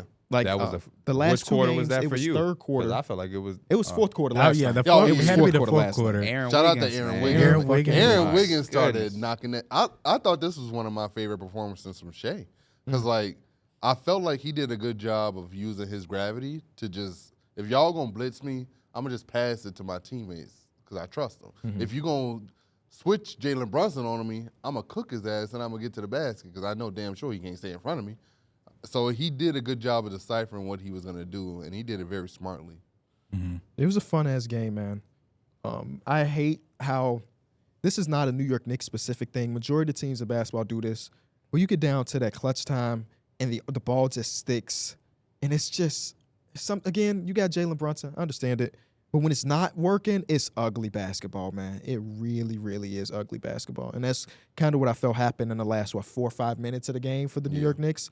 After basically the entire game, offensively, OKC couldn't really fuck with them. It felt like for the first 3 We quarters. had an answer for everything. And then they just, it boiled down to, I credit OKC, man. No, they showed stepped it up their a number lot one defensively. defense. Isaiah Joe, Aaron Wiggins, they all hit some Bruh. big shots down I the know stretch that of one game. for Isaiah Joe had to feel good because he had airballed Yes, the previous one, he and then did. the other one was like that was all a big one net. too, man. That was a big one. But yeah, they play really good defense down the stretch. I got to give credit. Even when we did score, we earned it. Like I remember late in the shot clock, Cat getting them over about a 3-point line. He scored, but it was like, damn, we just worked for that. And then when Brunson got that turnover, I'm like, damn. this is a tough time in their schedule. Tomorrow they got the Celtics, then they got the Cavs, and then they got the Knicks again. Ah, shit. I just still can't believe the fact that they doing all this shit But- without Chet. But Chat, yeah. they No longer won- on his cane no more, or his crutch. Oh, his they crutches, won. yeah. They're on a 14-game winning streak. So even if this little stretch doesn't go their way, they did what they were supposed Hell to yeah. do. But if they win all those Oh, games, then it's raps, for bro. real. Yeah. Of course. oh, I'm excited for that Cavs one. Yes. That yes. you talking about the 2 streaks on the line? Yep. That's- 2 best teams in Again. basketball, man. Because we just had 2 streaks on the line. Too. Yes, but this time they're going against each other. We just had the Knicks versus the Thunder. Oh yeah. 13 They and was 9. both on. Yeah, they was both on. So now you get another yes, one. Yes, You talking about the best teams though? Best. No, for sure, the best team. Both teams. The with fuck less that's than supposed 5 to do? Make me feel. Because he was talking about the streets, but now we talking about the best in No, the world. but he said the streaks as well. Yeah, it's he two did. streaks. He did. Do y'all think it's even possible He nowadays? think I'm Twitter. What do you mean we're not the you best? should have heat up just for the clip. I should have got on your ass about your fucking team. When the last time they streaked 9 games? We, Oh, no, get said off he that. we on a little streak right now. I said 9 games. I don't know. I don't know the last time we had 9 games. Probably last season. That was great. Probably last He who? did. He did. Last season. He literally like he's about to look. You at say it. last season? Maybe. Do you know how hard it is to win 9 games in a row? Y'all did not win 9. Y'all were Yeah, one of the yeah. worst teams in the league Y'all at were the a beginning of the play-in season. team. Yeah. If You you was win 9 in a row, you above a play-in 'Cause I remember team. last year we was talking about y'all down there competing with the lottery team. Let him use that little Mac. The little mouse trap. Let him go ahead, divvy it up. 9 wins a lot. I wonder when was the last time the Lakers won 9 Mike is It not. probably has not been in a LeBron era. He's the worst researcher. He is, because I'll just do this. No, it was 2020. 2020 championship year. Oh, the championship year. That makes sense to me. So 5 years ago. Basically. Okay. Do y'all think in nowadays age in sports, there's a such thing as universally liked? Like I know in the grand scheme of things, nothing is universally liked. Hell yeah. I felt that about Yeah. the Kings. When the Kings was up, I don't remember one person That's a good, not rocking with it. It was a good moment. Yes. And they had the NBA world in the palm of their hands. Do you think that's rooting just for them. because of the 17-year drought? I think You know it's what I a 17-year drought. I think it was such a long time. I think it's nostalgic to see the Kings. It became nostalgic at that point to see the Kings be good. I think De'Aaron Fox was also a player at that time where he didn't have people against him. You know what I mean? Like he was. I also think, in a way, you kind of need the right marketing behind you too. Like you have to be someone that's on national television in order to get that universal like. So like I think I got like Steph Curry. I think I He's was not, I don't think he's I universally think liked at all. I think it's the opposite. I think once you cross over on there, that's when it becomes less of universal. I think he was universally liked pre Kevin Durant. Kevin Durant. And I'm not blaming Kevin Durant. Yeah. But when you become that good of a team, it's like I don't fuck with them no more. But I don't- when they I won don't- that to me first personally, championship, I don't I think even see majority that. of people. Your name was Lil Steph Curry because majority of people was messing with the baby face. I don't don't blame think when Steph Curry Kevin for that, though. Durant went to the Warriors, and this is just me because I was one of those people that nitpicked it. Like I thought about Kevin Durant. It wasn't about Stephen Curry. Me Yeah, too. same. But what KB is saying is accurate. Yeah. It started off that way, but then the Warriors as a team as a whole. were the Warriors, and Steph Curry was over there dancing with Kevin Durant, so he was a part of that. But I feel like when he won the championship is when it started, because then they became a dominant team, nationally televised. You take down LeBron James. You become not universal. When he was the babyface assassin, that was the underdog, that was this little random guy who could shoot these little threes. Do Oh, you it's feel all like cute. that kind of When went he away had a little bit 54 when in he the won the Garden, fourth one? universally liked. Because I felt like when he won that fourth one, like everybody kinda wanted set to itself see back. Steph Curry win, in that fourth one. I feel like unless you were a damn Again, Boston I don't think fan, that you weren't that's. I hating. don't think that's true. And for the people at home, universally liked, this is not a real thing. We're gonna say like 90%. Yeah. Because it's always gonna be a percentage Y'all of think people that don't Vic like is going something. into that? No, because because- Vic scored fucking 40 on Christmas and people were complaining because he shot threes. I didn't see that. Oh, I did. That's a I blocked like 3 accounts people gonna of people complain, just and that's why we being gotta obsessed. emphasize that 16, he was 90%. He was great. That's Yeah. but people just find a way. Okay, well, let's exclude that for the conversation. Okay. Because at that point, you're not a basketball fan. Yeah, not the Twitter trolls. I feel like Steph is the toughest assessment of this, because I feel like, but I feel like once you go against those LeBron stands, you're not there's such a big So many portion LeBron guys. that it's like once you get into that realm, it's like you're not universal. That's why I say after that first one, remember the conversation, they only won that shit because Kevin Love and Kyrie got hurt. I was one of those. I felt that way. And I love Steph, but it became that makes you not universal. I feel like once you become prime time, you're not universal. Is Shea not universally like just because people No. think he's a foul I baiter? feel like he was, and then he got on the national was too scene, good. He and became it too good. foul bait. And again, some of think that to that me, shit- I don't even want to include those type of people in it, because I I don't- legitimately yeah. don't watch games and be like, look at this guard going to the hole. Yeah. The only person I ever say that for Yeah, Joel Embiid. is, and I know Yeah. 76er fans are sensitive, but Joel Embiid, and even the people who say stuff about Brunson, because the way Brunson do it is a little different, but he's so small that the refs is going to give him it, whether he doing all of this or not. Jalen Brunson is 6'1". He is if that, he's going to get, right, you said you was looking him eye to eye. So he's going to get, the little guards are going to get the, Yeah, I mean, a 6'1" guard Mm-hmm. and a 7'1" guy should not have the same reaction to contact. I remember this had to be That's a year all or I'm two saying. ago, but like Embiid was kind of flopping and he like fell like awkwardly. And he was kind of sliding, and Kobe White had to get out the way, and it was like, thank God Kobe Oh, White he was moved. like, ooh. He was like, he would have damn near Because tore you know his who hip- didn't get out the way? Who What couldn't happened? get out the way? Mitchell Robinson. He couldn't get out the way, so he had got hurt, Yeah. and he still ain't been back. I was about to say, I don't know if I've seen him play basketball since that So, moment. yeah, that is also the problem when you're 7'1", The and way you're about so damn near talented that I don't 280, even think you have to do that, because you really could do this, and I've seen you do it. Yeah. I'm trying to Because find a ain't picture nobody of gonna Jalen lie. Brunson. When Joel Embiid is on his shit, I don't think Which it's is almost anybody. every fucking game he plays. I don't think anybody is. You know what I mean? It's always every game he plays. Well, and when he do play, though. I think, okay, that's a better argument. But I think Joel Embiid can get to the line without doing that. I don't like it even as a Joel Embiid supporter because I feel like he hurt his fucking self doing that more than we know. I feel like you're making yourself way more susceptible to being hurt when you're flying around the court all the time selling calls. This applies to anybody outside of him. Do y'all remember the opposite when we was younger? What? When Derrick Rose didn't flop, and so they didn't give him the calls in the I was Atlanta gonna series? say what he needs He's to do just too is strong. like he needs to do a self test. He needs to do like I misheard the fuck out of that. test. Okay. Test. He needs to do like a 2-game sample size of him just like no foul baiting, and the next game he does all foul baiting. Y'all crazy immature for that. I'm gonna let y'all get that out because I heard what you said, but then KB Almost choked. KB. It's so wild that they not even gonna know. It's not Some even people that. You gonna have know. to be I think it's only funny from the group some chat. people in my Discord may know. Yeah, it's definitely an inside our friend group type of joke. Yeah, that's only that's where I've only heard it. I don't go on the internet and be seeing that. He told me they probably know on my Discord. What the hell y'all be talking about? Because what even went through his brain the first time that was said in a group chat? I don't know. Crazy. I don't know. All I know is this dude at Florida is blocking every fucking shot at the rim. I don't know who this big fella is, but damn it, get him to the Pistons right now.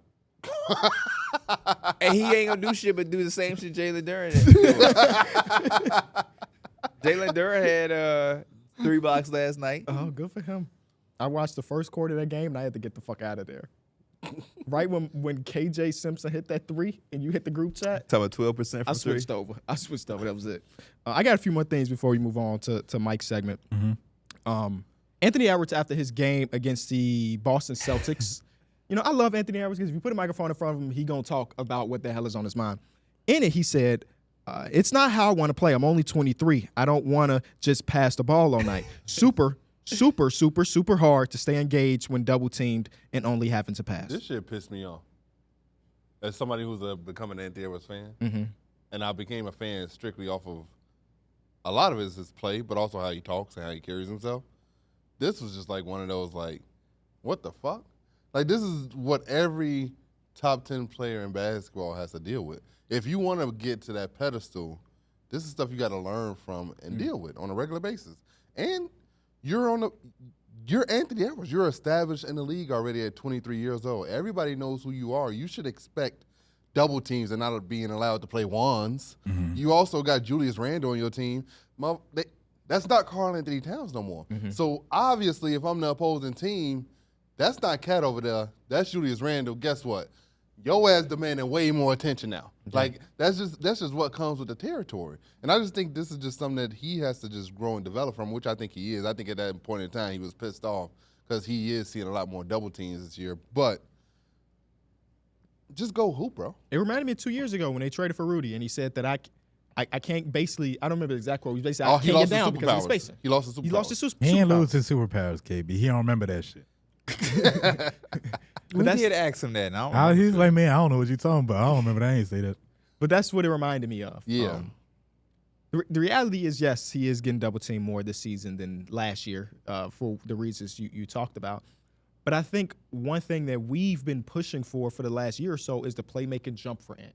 That is how you unlock him as a player who's already fucking great, but unlock the team as him having that playmaking jump, specifically now that like Mike Conley is wishy-washy on any given night, and they really just don't have great point guard play. I know how if his shit was feeling how my shit felt on his shooting hand, I see why Mike Conley having a little tough stretch. Y'all said it. Didn't like the quote. Y'all said it perfectly. I mean, at the end of the day, it's a respect thing. I always thought about like double team. It's just a respect thing. And then two, I mean, at that point, you got to look about all the players that get double team across the lane or across the league. The way they kind of get past it is they have to learn to overcome and see where their help is coming from. They kind of have to read the defenses before they even trap comes. Luke is already kind of getting that ball out. He's already kind of planning what the defense is doing, and I don't think Anthony Edwards. I'm not putting him at that type where like you got to be a Luka Doncic level playmaker, but just the elevation and playmaker would definitely help that because it makes it less like we can't trap him as much because he knows what to do out of that situation. And so far, it's not like that yet. What would y'all rate his playmaking, like S through F? Like a high C? It's maybe a low C, high C. I think there's definitely a lot more growing room for it. Yeah, last playoffs he showed a little bit of it. I think we seen, and maybe that was just the elevation of where it was at before that. But now it is the like you gotta pass through the help. You have to find who's helping. It depends. His playmaking is how he said it, where like it's when it has to be done. Mm-hmm. And I like that's the thing like he has to understand about playmaking. That's why I kind of it disappointed me to hear him say that for multiple reasons. Number one, I'm a big fan of students of the game, and I feel like when you are a student of the game and you look at the Michaels, the Kobes, the Brons, all of these guys who have been phenomenal, you understand that when you get to a certain level, this is what comes with it. Like if you're just even if you're not as good as Anthony Edwards, just being a student lets you know that these is one of the steps you're gonna have to cross. Nobody about to let you just keep getting 35 one-on-one. Like, imagine if the Raptors never boxed and won Steph when everybody else went down. They just guarded them one-on-one. What reality is he living in? Where he just think he finna just sit at the top of the key and just play ones. Yeah, like what the hell? This is the NBA. What Devin Booker say? He said, "I didn't know we was." What about double team and open runs? I didn't know we was doubling. And so, like that was the thing about me. It's just disappointing to hear that you would even say that publicly.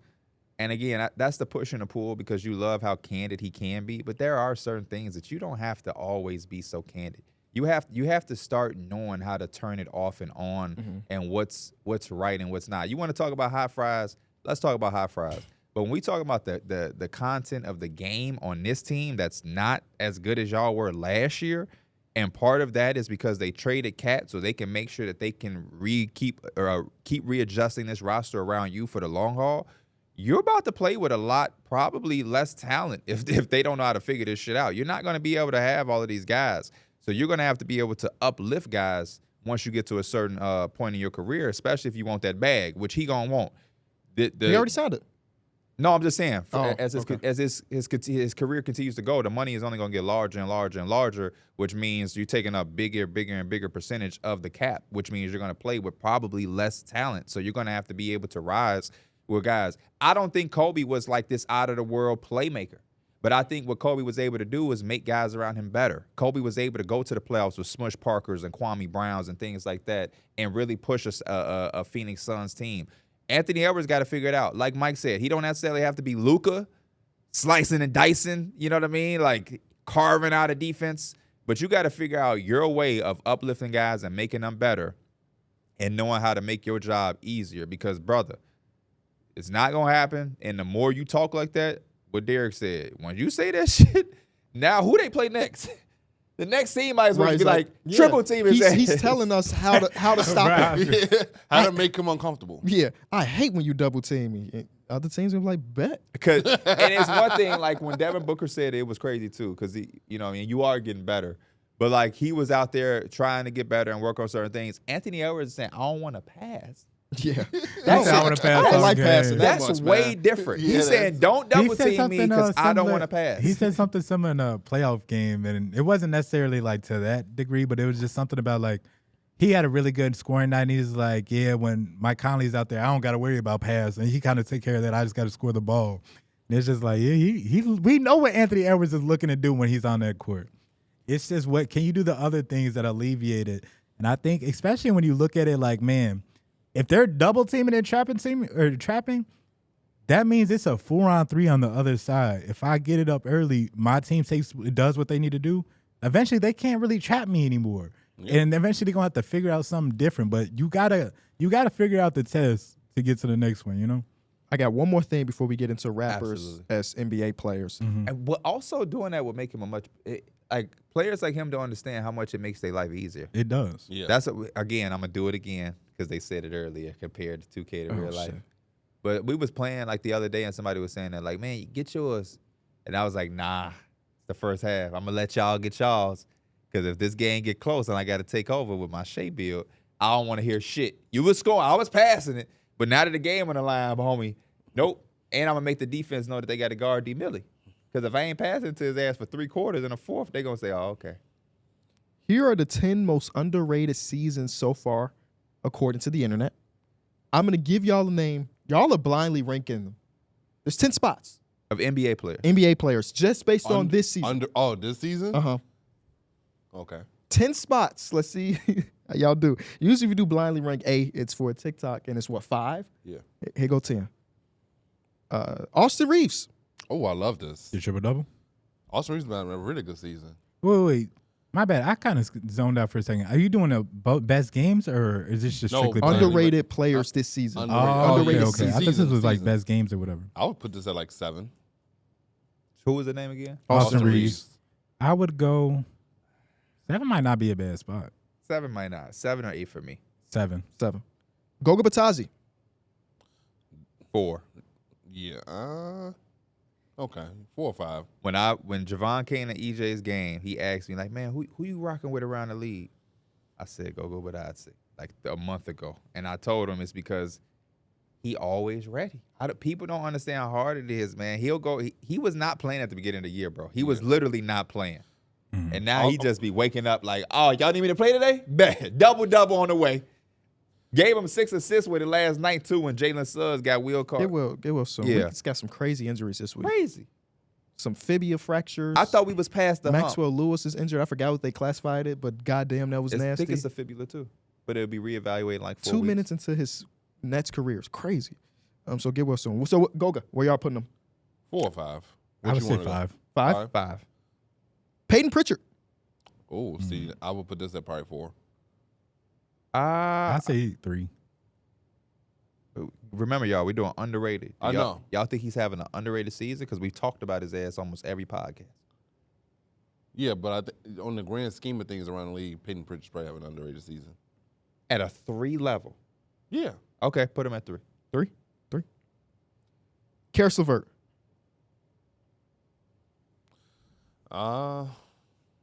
We could probably put him at We got Austin Reaves at 8, by the way, y'all. 7. 7, okay. Still, if we was going, by the way we did Payton Pritchard, I feel bogus. Okay. So Karis LeVert. I don't think he's having a better season than Austin Reaves. So it'd be like 9 or 8. Yeah. But it's not in comparison to them. It's who's the more underrated? He's not gonna have a better year when he's playing with. He first of all, he comes off the bench versus a starter. Yeah. And he's on the best team in NBA versus the Lakers, wherever they Swerve been that corner. Whoa. Come on, man. We could put it at 7. Already's got 7. I mean 8. 8? Sure. 8. Jaren Jackson Jr. This would probably be 1. Okay, 1. I'm gonna just let Derrick lead the charge. I feel like we fucked up severely putting Payton Pritchard at 3, so I'm just with whatever we doing. Norman Powell. 2? If Jaren Jackson is like, this is when you talk about underrated, nobody expected this dude to have the year he's having coming into the season. This would have been my number 1. That's how I'm viewing the blindly ranking when you say underrated. That's where we kind of miss. I think just the viewpoints on this is just kind of. But yeah, you have to put him at 2. Place. You have to put him at 2. Yeah. 2.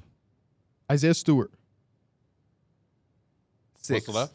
6? Oh yeah, I'm putting him at 6. Yeah, we put him at 6. You got 4, 6, 9, and 10. 6. 6? Because I feel like somebody else is gonna be here. Darius Garland. Oh shit. After the season he had last year too, this is a huge bounce back. I don't really think. I think he's just playing really good. He's back to playing like Darius Garland. I'm with Derrick. Yeah, I don't think he's. I'm in between. Even with the last year, I didn't feel like that's who he was. Yeah, that's who he was. So like, and then even now, he's not an all-star. It's gonna be Donovan and Mobley. Oh, they might get 3. Shit, They could get 3. Would you like to put some money on it? I said might. All right. So there's some hesitancy. I said might not. Would you like to put some money on it? So we both a little hesitant on it. So that's even better to put money on it. No, I don't put money on hesitancy. So I gotta be sure. Oh, okay. I've seen you not put money on surety either. Y'all have heard him guarantee shit and say I'm good. It's up to y'all, man. So I would put him at 9, honestly. I'm not saying he's having a bad year, but when you talk about underrated, I think those other guys have been underrated. You go 9. Zach LaVine. 4. We got 4 left? You do have 4 left. 4 and 10. It's 4 and 10. We could put him at 4. And your number 10 spot is going to be Christian Brown. That works. So the blindly underrated list is Jaren at the 1, 2 Norman Powell, number 3 Payton Pritchard, number 4 Zach LaVine, number 5 Goga Batadze, number 6 Isaiah Stewart, number 7 Austin Reaves, number 8 Karis LeVert, number 9 Darius Garland, and number 10 Christian Brown. Yeah, my own list would have probably been a little different. Norman Powell would have probably been number 1. Number 2 would have probably been like Zach. I think I would have had Jaren high, but not as high. He's doing his damn thing, but I don't know if he's number 1. He probably would have been like 4, 3 or 4 with Batadze up there. And now looking back, the one that I was wrong on was Austin Reaves. We probably should have had Austin Reaves a little higher. Austin Reaves should have probably been like 4 or 5 for sure. I probably would have went like 6. Do you have Mills Mans of the Week? I did. It was Tyrese Haliburton. Oh, wow. Bounce back, Reese. Yeah. Them boys beat the Celtics earlier this week. He just had another 33 and 15 assist game against the Heat. So, Tyrese Haliburton, he's flipped the switch again. Hopefully it doesn't go back off. Last year for the All-Star ranking, like the first, or All-Star voting, the first return, Tyrese had like 1.3 million votes. This year he didn't even crack the top 10. That's crazy. He went from number 1 to not even in the top 10. Well, he was like he was NBA darling. NBA at one and point, the NBA Cup thing. So he was on that stage and he was going nuts. So of course he was going to have all the Now votes. it's LaMelo as number 1 by 200,000 votes. Wow. Isn't that crazy? Do you think he's going to actually? Well, he might. I don't think so. I don't know. I don't think the media and the players are going to put LaMelo as an All-Star starter. 0% chance. But you think 4% chance. You think he's going to be a reserve? The coaches get to pick the reserves. How much do they respect the team that lost 16 of the last 17? Hey, man, listen. The time is not ticking. For what? LaMelo is out of here, man. Oh, LaMelo is out of here. I love how you just keep. I love how you keep pumping that into the air. Gonna be a Laker. Oh, okay. I'm just saying. Said it with Miami and Jimmy Butler. Said it with the De'Aaron Fox shit. I'm not even really pumping anything in the air. LeVar already told us. Like, he's speaking into existence. LeVar already told us, man. I don't think I needed to tell the people of Charlotte that LaMelo's camp was gonna want him elsewhere. The only way to save that was to put a winner around him. You know what I mean? To make it like impossible to leave. He'd be a damn fool to leave this team. They haven't done that. So, I do like him with the Hornets, though. I will say that. As far as like the swag, the color scheme, I just wish they could have put a better team around him. But I'm only here to tell people the reality. People be taking it personal. Like I know LaMelo and I'm telling you need to leave Charlotte, bro. You need to leave Charlotte. No, I'm just here to tell you the reality. I could give a damn. I don't gain anything from saying LaMelo gonna leave, but I just feel like his popularity is like that, and he don't have a. What's his most meaningful game that y'all think of at the top of your head that y'all remember? You not just saying he played in that one playing game, but what's the game for LaMelo? He shot 27 threes in a game this season. Damn.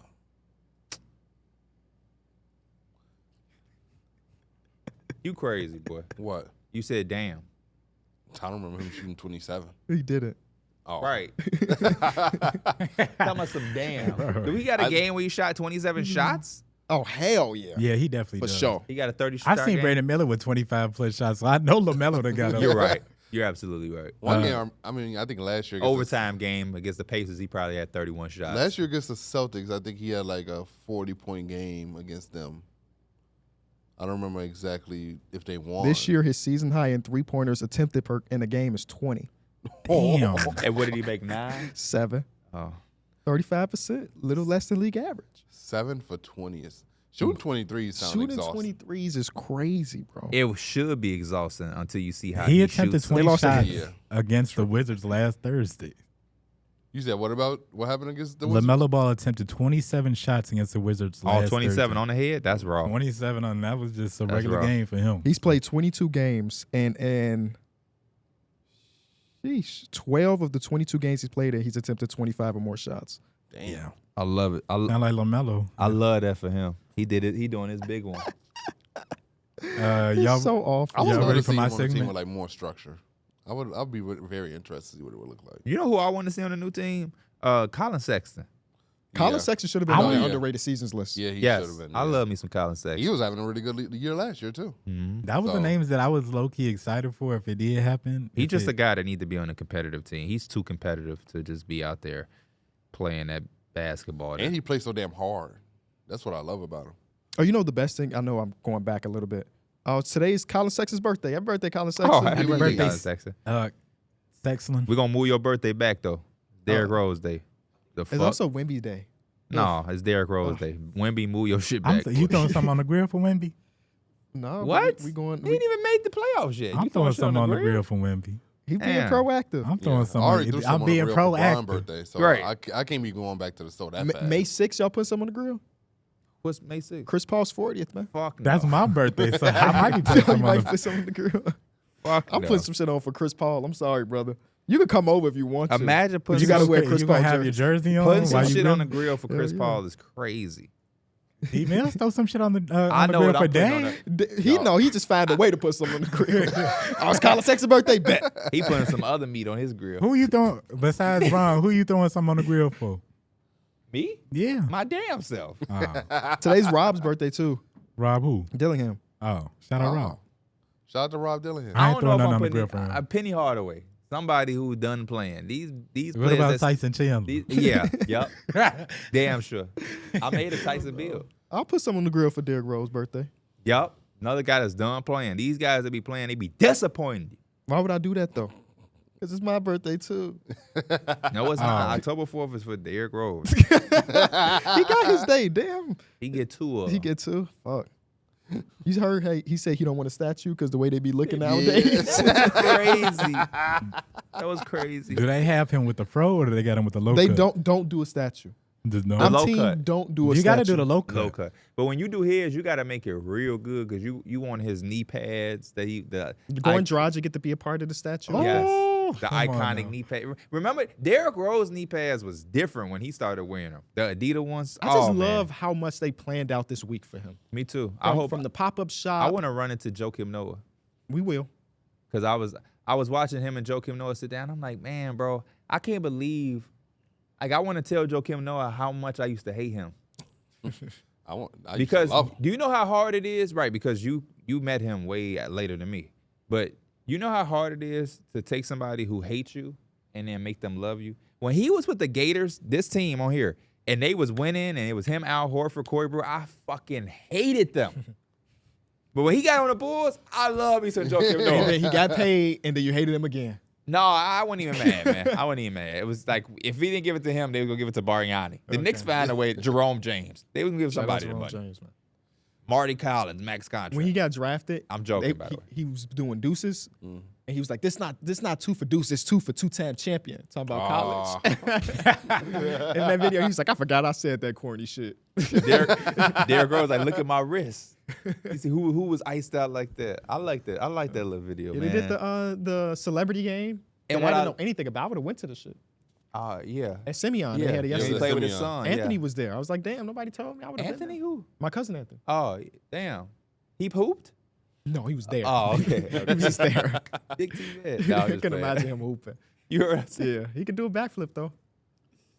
You But funny, yeah, P. I love this shit decent. That one must be crispy as hell.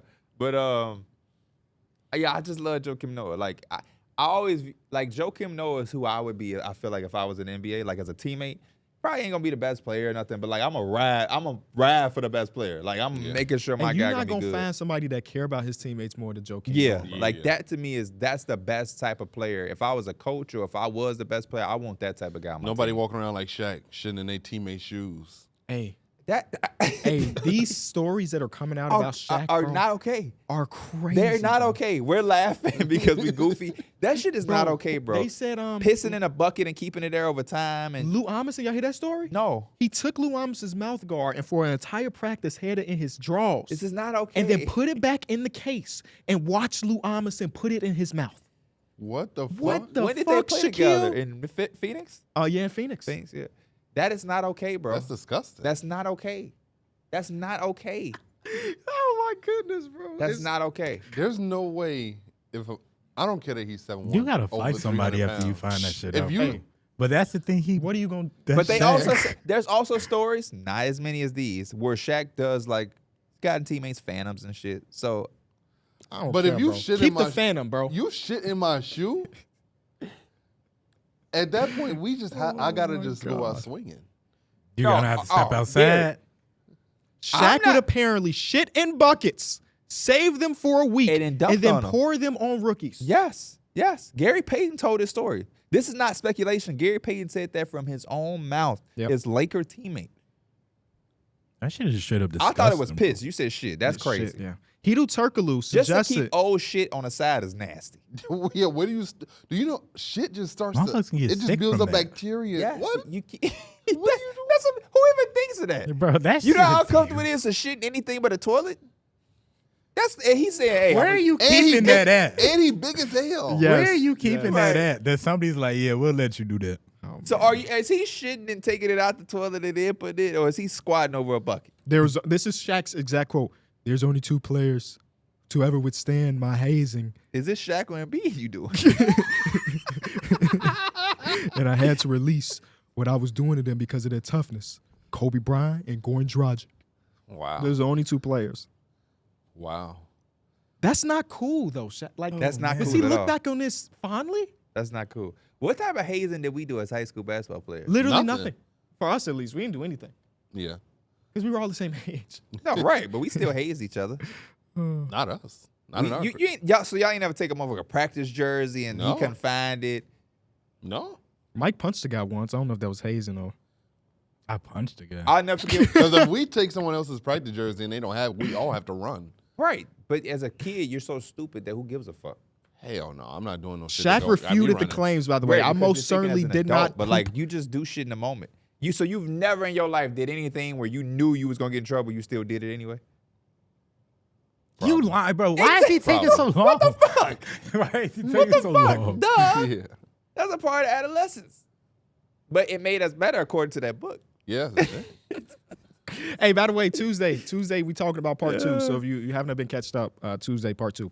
Made us better. Man, they brought. He is Nah, we supposed gonna to. have to wait till Tuesday. I'm Yeah. Hold it. too ready to get into All right, it. go ahead, Mike. What's the last basketball segment of the This day? weekend segment. No, I'm just joking. And I want to remind people this is a for fun exercise, so you don't got to think too hard about it or nothing like that. But we're gonna do NBA players in their rapping or artist counterparts. Something we done before on the show. We ain't did this in a long time. We ain't. I remember we did this, and it was like one of our first ever viral videos. Is it hit like a mill or something like that? Yeah, it went crazy. Y'all just gonna know the fact that he just stormed off the set like a 2-year-old. I didn't know what the hell he was doing. First of all, I thought he was tripping to start off with. he was full sprint with his head down. Okay. Okay. I Give us hear him the- grabbing. Oh, shit. Oh, he went to go get some. Oh, they didn't pick that up. It went on the camera. No, I wasn't gonna let the camera see that. They were gonna be too. All right, we got to get some of the legends out the way and the top dogs out the Oh, way. you doing legends? I thought okay. Not legends, but like the top of the I top feel of the you. artists. Come on, man. We gonna start off. What's the deal, Pickle? We starting off with Drake, Uh-huh. and how we gonna do this is I already have some people there that is kind of like I think could be their counterpart. I'm gonna share some names. You can either grade it or maybe give a suggestion of who else After you think that could fighting be Irish freestyle, it better not be LeBron. there. It is LeBron James for Drake. I mean, They're No, both- in all seriousness, yeah, he has to be LeBron. Yeah. I just feel They're like both. That's the easiest Yeah. one, right? I would Yeah. assume so. Yeah. Because Been they're on- both Just 'cause, like, consistent at an number-wise, older age. They Been still, ran the game for 15 years. Yeah, it's Bron. yeah. You got still the put LeBron accolades. or Drake name on it, it's probably gonna sell. They lost a couple championships. You know what I'm saying? They lost a couple chips. You know what I mean? They got a losing record in the finals, but they still legendary. You know, we still throwing some on the grill for both of them. Facts. I don't know about Drake. LeBron James, I'm throwing some on the grill. Next one we got is Kendrick Lamar. So the options I have up here is Giannis, Kevin Durant, and Steph Curry. I think the Steph Curry one was kind of cool just because like the Oakland type of like California ties or whatever like that. But the Giannis and Kevin Durant one was just because it's like the player that kind of challenges LeBron, I guess, is like that second best player or challenges for the best player in the world. So I got that one as Kendrick Lamar. I actually think the Kevin Durant one for me would probably be Kendrick, just because I think Kevin Durant's very vocal. He will say what he don't like, and I think Kendrick Lamar has kind of done that recently. I taking Derrick's lead here. I kind of 18 like. captain. Steph Curry kind of makes sense, but their personalities are not similar. No, It's not. that's Talking why about like going I got a against great one. the Drake. I got the perfect one. I'm sorry to cut you off. For who? Kendrick? Yes. Let me hear it. Hear me out. Yo. He's been a thorn in his ass, right? Or in the side. That's what they say, thorn in the side. I'm sorry, his ass. Right? This dude has been a thorn to LeBron. The same way he's been a thorn to Drake. But they got a fake cool relationship, like, oh, that's my guy. You know what I'm saying? We might even team. They talked about teaming up. But like Kendrick, this dude ain't always around. Kawhi Leonard. Kendrick he's not dropping every year like Drake. Yeah. You got to get him when you get him. But when you get him, oh my gosh, it's some of the best shit we've seen. I ain't mad I at just it. don't. He don't talk unless it's in the music. Kawhi ain't talking unless he on the court. He just did the New Balance commercial, though, so I give him that. But Kendrick ain't tweeting and liking and doing posts like Drake.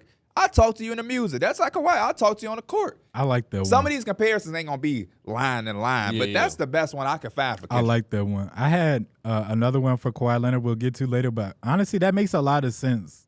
I like how he's like the thorn on his side type Yeah. thing. You remember I think LeBron that- say, Boy said, oh, Yeah. shit, when he was at that scores I table. guarantee Drake did that a couple times. For Lil Wayne, I have James Harden. Ideology behind that was kind of just like, basically for a long part of their game, they were like on top, like the best in the world.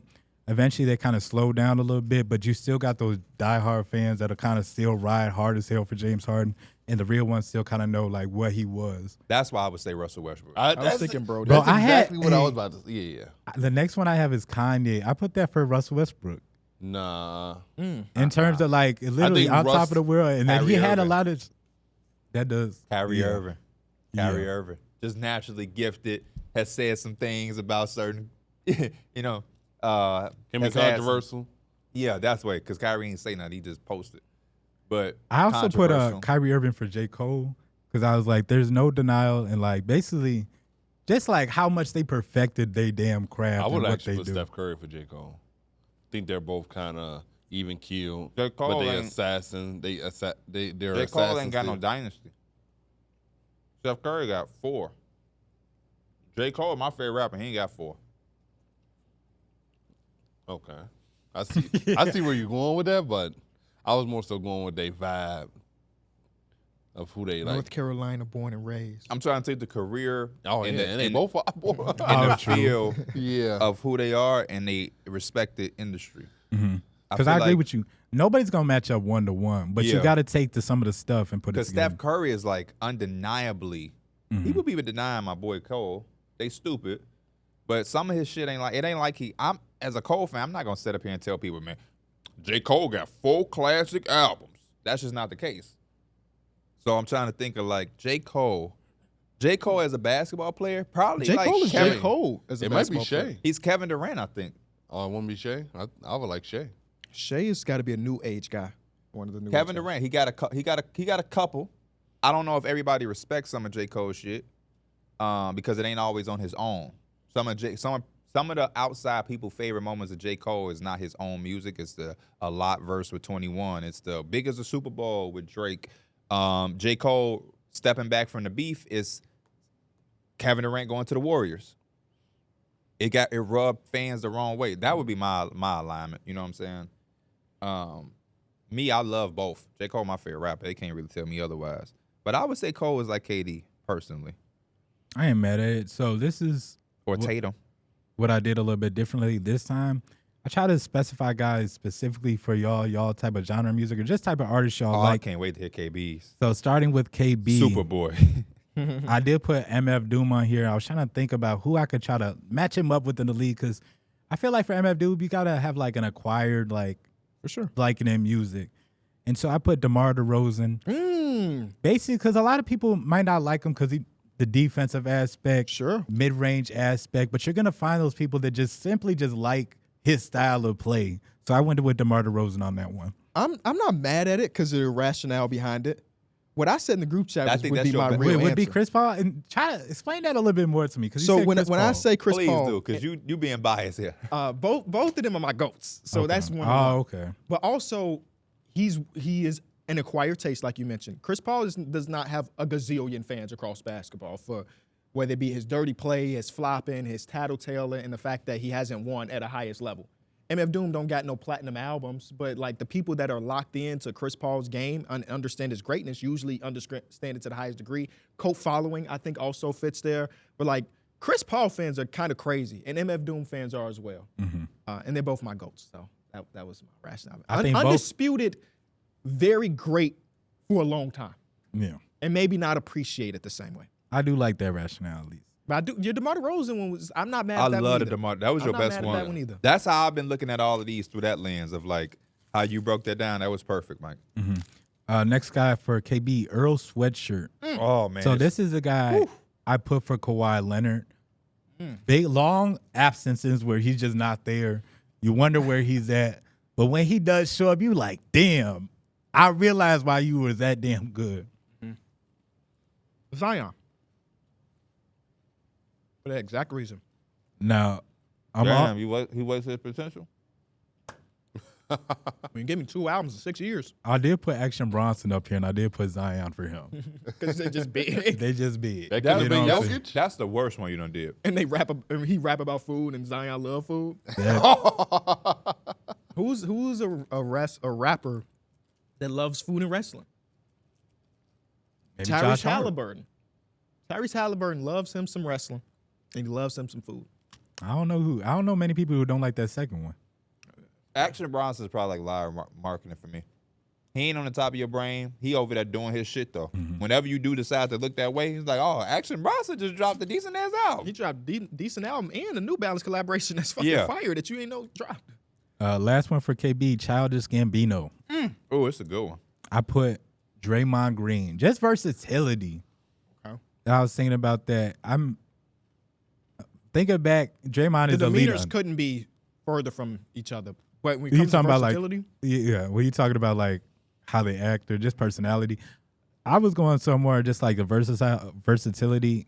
Childish Gambino, besides just like artists, obviously directs movies, shows. I wouldn't be surprised if he did a lot of shit. He's just like an average day Renaissance type man. And Draymond Green is obviously somebody who does a lot of things well. Doesn't, besides defense, he doesn't do a lot of things like crazy elite. I would say Josh Hart. I like that one too. Versatility, funny, can put him in a lot of different roles. He gonna succeed. Maybe not be the best at it, but you definitely gonna get a good product. I like the Josh Hart one. Who's that? That was Childish Gambino. Guys for D Mills. Starting off with Post Malone. Oh, I did put Tyler Hero here. too low. Post Malone too You just big. put Yeah. White Iverson. What happened? White Iverson. What do you mean? His player comp. Tyler Hero's White Iverson. No. Post Malone's player comp is White Iverson. Oh. Post Malone might be Luka. Yeah. You think so? In his world, Post Malone, what you doing that for? Post Malone is like, he's like Jokic or Luka in his world. Really? Do y'all not see the number? I don't. That's that's why I look like that. I don't look at Post the numbers. Malone's he's one of the biggest stars. Yeah. Motherfucker do beer commercials. Got Diamond Records. Are they bots? Probably. I don't know. Derrick listens to it a lot. Post Malone be going diamond in the first day. How the hell you go platinum in 2 days, man? They got bots. Nah, let me stop playing with Post When Malone name. he got that luxury of both demographics. But Post Yeah, Malone he do. in his little field or whatever you want to call it, he's definitely rock star status. I got next one for D Mills, 21 Who Savage. would you say though? He ain't answer, I don't think. Yeah, I said Luka. Okay. Luka. I thought Tyler Hero was interesting. I didn't really see it. Oh, we. Both white. And I picture him in a do-rag. 21 Savage, D Mills. Who you think I got? For 21, I actually think this is kind of on point. Anthony Edwards. I have OG Anunoby. No. And listen, Because though, they both from overseas. I mean, you can add that to it. 21 Savage ain't no like. He is mainstream, but he not the stars top studded. And so I feel like that way with OG, where he's not a star, but he's probably the highest paid role player, like close to a star you can get. And I feel like that's the same thing with 21 Savage. You know he's expensive, but he's not on like a Drake level, a J. Cole. I gave him just a little step above Pascal Siakam. Okay. He had to go team up with Drake for that album. Her Loss, he had to go team up with Haliburton. Okay, I don't mind that. And then when 21 featured on a song, it do give it a boost because you know he finna slide on them features. His verse on Baby album was decent. I didn't even listen to it. I'm guessing it wasn't based off P reaction. His dad probably heard that shit while he was doing some shit. Barely listened to it. I listened to it. He said, what'd he say? The Drake Kung Fu? Yeah. And but he said something else that was so, it's not bad, but it's so obvious that it was funny. I got some dudes that are Goku, Super Saiyan. They were Goku, Super Saiyan. I'm like, okay, Hey. 21. If somebody diss y'all, I'm forcing my bars to diss them how he forced that Kung Fu line. Yeah, he did. Like, it's basically like, I see what's going on, and I'm team so-and-so. Because we do have a lot of records together that do well. But also it's like Kendrick did say you go out to Atlanta with 21 where you need to re-up a little bit. That shit was so stupid. I'm sorry. Last one for D Mills. They said Baby Wash though, Mike. I know that's your boy. They've been saying that for I've- years. He is. But to his defense, Mike, because me and you used to say this back in KB apartment, the first like harder than There that, wasn't no misses on that. there was no misses That's on because like he the was first hungry. 3-4 of those. He was hungry back then. So he went like three projects with no misses. So he can afford a little slip up. Big win from Kentucky, man. Is it? Yeah. Think about them having 9 transfer students, ragtag group of guys. They're gonna be top 7 after this game.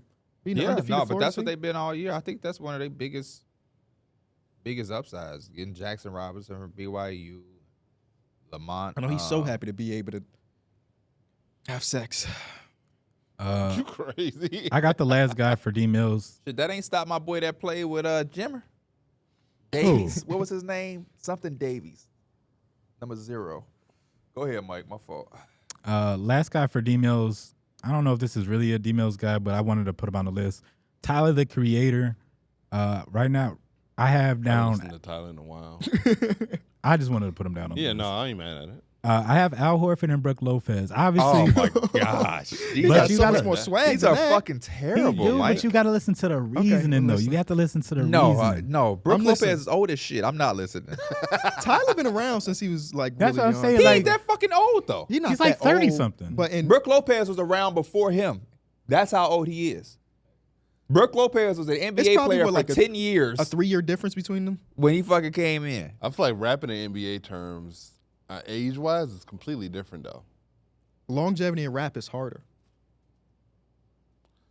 Yeah. I just threw that out there. I have no idea. But I put in Al Horford and Brooke Lopez just because, like, the growth and the difference from how they first came in is what gave them the longevity to just stay as long as they did in the NBA. Oh, that's good reasoning, though. Whether the player match or not, that's pretty good reasoning. Because Tyler, the creative Yonkers era is That wasn't so gonna much keep. different. It wasn't gonna keep up with it today. Yeah, Yeah. he wouldn't be around still if that was the way he was coming on every album. So that was my. What is he doing on every album? Yeah. Here's a quick pause before that, but that was my logic behind those guys, and they don't really match up, I guess, heuristic wise. But Y'all that heard him did. on Hey Now? Who? Tyler, the Creator. Tyler Creator. He did a remix. Yeah. No, I didn't. It's but I so, did goofy. listen to It's that. so goofy. Not the Andre 3000 Hey Now, the Kendrick one. No, Yeah. that's what I know. Yeah. It's so goofy that it's like, you know? On some real shit, that Hey Now, it went for like one of my least liked songs and one of my favorite grows songs off on that you, right? album. So he better have done some shit on there. It's not great, but it's like he's having fun on it, Yeah. and it makes you kind of like it. We need more remixes like that. I would agree. Artists are afraid to get out there. Who would I have given Tyler Hero? Tyler the Creator to? I got two guys for you. Maybe P. Karl Anthony Towns. What's up? First one up, I got Babyface Ray. I know you mess with some Babyface Ray. Babyface Ray. So he ain't mainstream. I got like a list of players here. I went with Devin Vassell. real under the radar type guy, but the people who know, they know he get down, and you could you could listen into He a song. is one of those. And you definitely gonna be like, one of I've his been missing songs out. is literally titled "If You Know, You Know." Babyface Ray. I'm gonna go Darius Garland. Just kind of the same thing. Whereas like he there, but he Darius Garland made an all-star team. So let me actually take that back. Maybe should I just give him Cade Cunningham, Detroit for I was Detroit? thinking Cade too. I was thinking Cade, but I was like, I was also looking at like Babyface Ray, like Spotify listeners compared to a lot of these other. He's super small. Let me go Jamal Murray. Actually, Jamal Murray's perfect. Or Desmond Bain. Desmond Bain was low-key, yeah. Desmond Bain. And then the other one I had was West Side Gun. I put John Moran or LaMelo. Just loud as hell. Obnoxious. Boo, boo, boo, boo. I'm going to go Brandon Ingram. Okay. My reason being is because you got to like him to love him. People who don't fuck with West Side Gun, they don't fuck with West Side Gun. People who don't like mid-range jump shots and shit with Brandon Ingram, they're not going to see the value in him. You got to like that type of niche. You got to like mid-range scoring. You know, I feel like it's a minority group of us that like Brandon Ingram play style. Analytics don't show up and say we love this type of guy, and I think it's the same thing with West Side. I put West Side on in the car, Derrick is going to be like, what the fuck are we listening to? Put it on again, KB gonna be like, man, this shit hard. It's just like literally hit or miss with West Side. And I feel like Brandon Ingram is the same type of player. I like those answers. I got something for you. Bet. V's. He's who I was thinking of, like Cade Cunningham, where like he about to take off. But he done got so popular that he might be like a LaMelo. I feel LaMelo would probably be I feel like Cade gotta be somebody though. I feel like Cade. Tripping? Yeah. Why? Because y'all know who LaMelo is. Who? I might swerve on that corner. Whoa, whoa. Come on, boy. That's a real life rapper in the family already. He said, Another give guy a fuck from- the story told. She want to show who she be, and I'm feeling this shit. It's unironically a good song, though. That like I know people are memeing. I'm memeing by wearing this, but I could actually listen to that song, bro. Real shit. I haven't listened to anything past that part. I haven't either. I haven't You gone. can't get past the chorus. I listened to a little bit of the first verse, but then it's just favorite. You know who really fucking with that song? Who? Daniel Garcia has messaged me, Oh, texted for me real? about the song. He loved that song, bro. He's the reason I knew when it dropped. As soon as it dropped, he sent it to me. I'm like, oh, you That's the Ball like Brothers this song, shit. right? Yeah. They was He playing, said, I might swerve, bend that corner. Whoa. B, hold on tight, because I tweak and I'll let this shit go. hey, on some real He shit. named that shit Tweaker. They was playing this in my stream yesterday, and I didn't know what it was. And No, like, that was 2 days ago when they was requesting it. You was like, oh, put it in request. I'm like, Mike, it ain't It's out not yet. even It's out just yet. a snippet. Bro, I was streaming and they had put it on, and I was like, I didn't know it was on though, but they put it in the queue. So when it come on, I was listening to it. I'm like, what the hell is this? His rap name is G Huncho? You know who I asked who He this was, he was on Lonzo songs and same thing. I said, is this Chief Keef? You need your ass You fucking crazy. beat. You need your ass Is this beat, bro. Chief You need your Keef? ass beat, bro. I didn't know who the hell was playing You know through it my wasn't no fucking headphones. Chief Keef. I just heard hella autotune in this shit. It's this Chief Keef. That shit don't sound nothing like no Chief. This shit sound like Nelly. It definitely sound like Nelly. And that's been the funniest part. People meme and putting that shit on NFL Street Yeah. and everything. Yeah, that shit crazy. It do sound like a Yes. video game Yeah. ass song, Motherfucker said bro. it's He better sell that WWE shit. entrance movie. I think his worst mistake was as soon as that motherfucker went viral, He I'm was supposed to dropping. putting it out, He yeah. waited 4 days. Yeah, too long. Goofball. Wanted it to premiere on that one site. What's that? World Star Hip World Hop. Star, yeah. That one site. I forgot. It's been so long since World For Star has real. been When we was popular. a kid, that was the shit. Go I'm- watch he fights. finna get put Really on just World watch Star. fights, yeah. Don These Glover has a kids- full song about it. These kids don't know, man. These kids don't know. Is that all the rappers? That was. What about singers, man? I thought you were gonna bring some SZA. You did say SZA I was Shay. was, but I thought it'd be probably more respectful to do that with like WNBA players. So Why? So you saying only women listen to R&B? no, I just think they deserve that. That's how Twitter be. They got the new league starting up You think soon. only syrup can go on breakfast? Why can't dinner get syrup? Would you say, KB? They got the new Unrivaled League is starting soon. I saw a bunch of promo for it the last 2 days. Mike ain't on There's that a shit. I'm rival only league? 2K Huh? though. Oh, what you talking about? It's a new women's basketball league for the off season, Oh, okay. and they got a lot of Somebody the real just hoopers. signed, like a big person. I don't know who, but MVPs are in there. Is it I mean, like Sabrina? Sabrina is on one of Yeah. the teams. I mean, Andrew Reaves. Basically, most of the big ones that WNBA players are playing in this league. I think Breonna Stewart got money in it. She's one of the founders. Yep. That's amazing. Yeah. So tune in, I guess, if you're interested in something like that. Mike came with a bill yesterday. It's Magic Johnson got like 25-3. He was telling me about it, It actually performed and I was well. telling him don't do that shit. And if it's I don't know how performing, he gonna play with Tyson, but he actually performed. Tyson Yeah. Chandler. My God, yeah. A 25-3? He don't shoot the ball. He shot once and dude like leaned. It was like 5 seconds left on the clock, and I just never shot. I was just like, I'm finna see what it's like. You can't get any jump shots on him. You didn't even like try to give yourself a respectable midi or nothing? It's nothing. It's Oh, nothing. wow. he's a center though, like his true position is center. I liked him though when I played with him. I liked him. He was able to get the ball, push it. He was able to attack. Nobody can really stay in front of him. But yeah, I made Tyson yesterday because I made Boogie. Boogie wasn't bad. He was actually player of the game, did his thing. But I built out that Isaiah Thomas build. I don't know if I IT? thought Zeke Isaiah Thomas or No, IT? no, 5'11" Isaiah. oh, you Thomas. did? How is he? I You wanna do it? didn't. I just built him out, and he saved as like 60 overall, because I didn't know when I was gonna pull him out. But I was like, he looked low key kind of fun. If you do, yeah, bring him on because I had fun on Tyson yesterday. I made Boogie, but I like centers who dunk. I don't want to do too much. I want to set screens. I want to dunk, and I want to block and rebound. Boogie, he want to hold it and jab. I'm like, nah, I don't feel like playing He's like saying that. that like that's not you playing with him. Yeah, but that's all his attributes. Yeah. You know, so I gotta play to his strengths. But I'm kind of like, man, I want to put on my hard helmet today. I This don't is really want so to do all hard. that. That's so raw, Oh man, it's So the raw. 101 with Derrick Rose. so raw. They should leave. They should all put a rose on our seats with signed shoes and $1 million. Oh damn! I was okay. And $1 The first million one, I'm like, that's a good idea, and then it kept going. Y'all think they'll have jerseys of his to buy tonight? They would be crazy if they didn't. I really want one. They would literally be. They would be so crazy if they didn't have. I it want a available. Derrick Rose. Why I don't have a Derrick Rose jersey now? I don't fucking You know. can't really find them. Yeah, right? I ain't tripping. 'Cause they Well, not you know what? reprinting He them. was just a player. So, yeah. It wasn't like they had, Yeah. To open up Unplugged, we just want to say rest in peace to Coach Lavick. We found out, Yeah. last episode we talked about like trying to find him, and Jay Swizzle, Yep. part of the community, found him pretty quick. And yeah, Coach passed away in 2021, so we just want to pay our respects to Coach. shout out to Jay Swizzle because good shit, but you also told us at the time we were all together. together. Yeah. And it was very, very heartbreaking because it was New Year's. And so drinking a little bit and having fun and excited. Our friend Tyler was home, so we kicking it. And when you first sent the tweet, Jay Sizzle, because I wasn't drunk, but I was just, like tipsy gitsy. I fucking read it wrong, man. So I announced like, oh shit, he found Coach. It's lit. Yeah.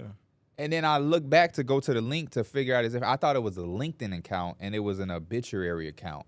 And so when I actually looked to click it, I was like, no fucking way. Yeah. And I kind of felt like everybody got excited and had to, had a heartbreak down to of earth, yeah. realizing that he actually passed. But I mean, we had 3 starters on his freshman B team in that room. Me, you, and Mason. Yeah. And then when y'all left, because Mason was the last one to leave because we was just chopping it up a little bit. You know what Mason said? We got to go hoop in honor of Coach. We do. Got to go hoop. And man. I still got my B team jersey. I stole it. Wow. So we gonna rock you can't that. fit that shit. Yeah, I can. I'm the same size as I was my freshman year. Okay. that was an ugly ass jersey to keep. You're the same size you was freshman year. Bro, no, real shit. We used to wear our practice Yeah, I was gonna jerseys say and go you would be a hoop. big ass freshman. Oh, we used to 100%. The reversible Yeah, ones, we used to right? wear our Yeah. practice jerseys Yeah. to go hoop, Bro, man. let me show you a picture. This is how crazy. We talk about old times. There's a Mm. picture on Facebook of me and Maria's car with my practice jersey on. It's a selfie. Your Ugly as ex, shit. Maria? Definitely not. RIP though to Coach Lavick, man. Rest in peace, Coach Lavick, man. Rest in peace, Coach It's- Lavick. It sucks because we've been talking about him these last few years, just like the great memories, but we never really kind of knew. Because you're so young, you Yeah. when you first graduate high school, the last thing on your mind is like, man, let me go link up with my old coach. So because of that, man, shout out to my old coach, my favorite coach of all time, Greg Stisu. Somebody find him. I found his program, but I don't think it's his account that he running. I want to talk to coaching. Hope he's doing well, because that would be heartbreaking to have 2 of our former. No, he's alive and Okay, well. He's alive and well. Cool, I just don't know like if he has Instagram, because he has like his own basketball program or whatever, and I just don't know if he's controlling this. It don't look like he is. So I didn't DM it, but I would love to chop it up with Coach, link, help him anyway. That was one of my New Year's resolutions too. I just want to help young basketball people. Oh man, because it's so lost. Yeah, it's so lost. And I don't know if I have the commitment and time right now in my life to be a coach or a skill developer, and I'm not gonna play with nobody's time. But a lot of young basketball people just need advice. They need support. It don't always have to be like actually coaching a team. So I see Coach got his program. Let me come talk to some players, man. I'll motivate some players, because I sat there and I wasted talent. It was all for the better. It was what I had in store, because if I used my talent, I wouldn't be on this couch. But I'll let kids know, you take that shit for granted. Before you know it, your ass will be never playing an organized game again. That conversation ain't being had enough.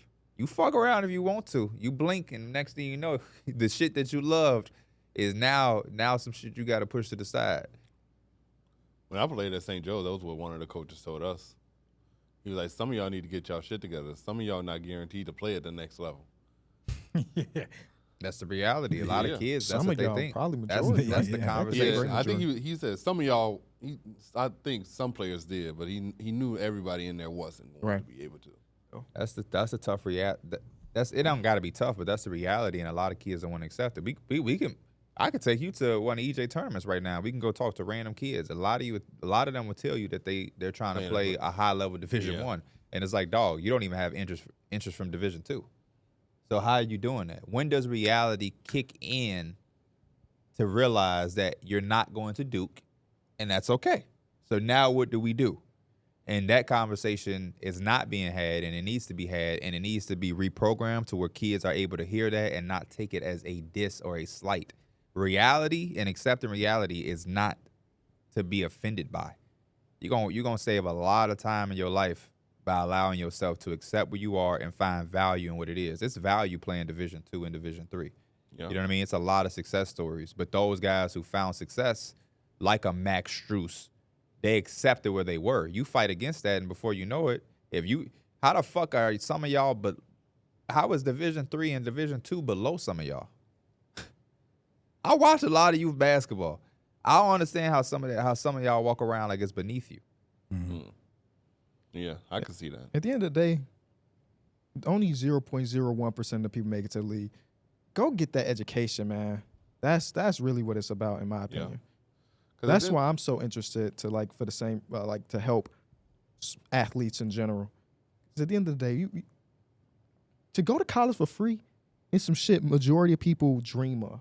College is expensive as hell, and it ain't getting no cheaper. I'd probably say it's probably a lot more expensive because it was expensive when we was going. Yeah. And the world expensive now, so I can't even imagine. I don't even want to hear that shit. So not had a burden of paying student loans when you're done. Did anybody here have student loans? No, right? No. But I hear some of our friend groups talk about it, and I know that shit not Sally shit you want. Yeah, imagine getting your first real job, and then a percentage of that go to the school. Then you going to the other one go to taxes. Yeah, it's like, damn, only 20% of my paycheck. Don't let you have a kid and you ain't with the mama. So now you talking about child support, support, Sally Mae, and Uncle Sam. The biggest thing about basketball, though, that I love about it, that I was able to gain, and everybody won't have the same experience, so it don't have to be one size fits all. But kind of the same conversation of not going to the NBA, and just like basketball is such an incredible device of like learning how to build friendships, relationships, teamwork, at fighting through adversity. I traveled because of basketball. I thought it was a stress reliever for me too. Every time I like it was times where I think like I was just going through a lot of stuff and I had a lot of stuff on my mind. I would go to the gym. All that shit would probably be, it was basically out the window until I kind of left. At the gym. Yeah. And you just be feeling like a whole new person. Mm-hmm. No, it could be that. But just from like what you can get from it outside of just like the top that people, obviously fall in love with, the idea of being in the NBA, the idea of playing for Nate Oates at Alabama right now on a 12 o'clock Saturday. It's like it's so much you can get from it besides being LeBron James. So much. But if you can be Bron, Go ahead and be Bron. But you can if you can be Royce O'Neal at this point, you can only be Bron. You funny. You can only be Bron or Royce O'Neal if you're willing to sacrifice, which I don't think a lot of people Torrey are. Craig. Hey, they all winning, ain't they? Yeah. I'm pretty sure Torrey Craig was on the phone with Meg Thee Stallion at the EJ game. Wouldn't be mad at him.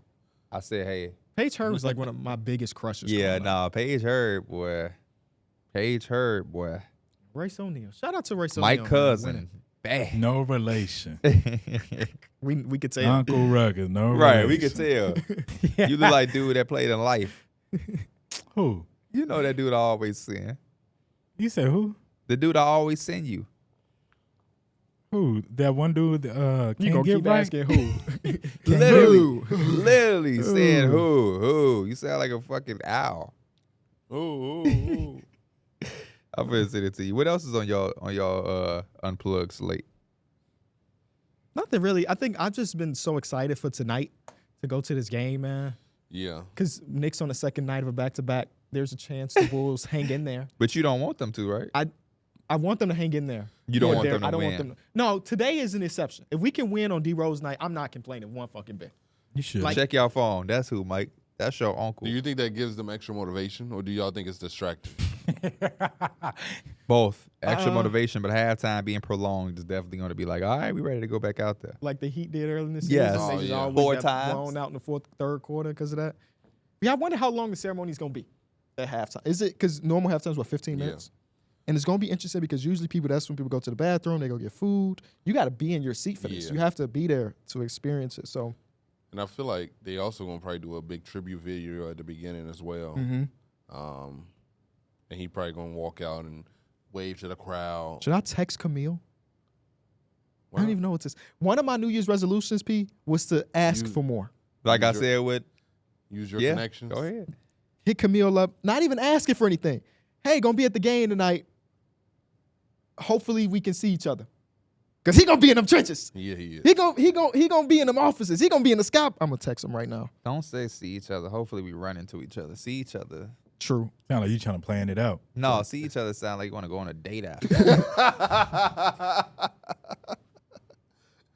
Hope you had a good holiday.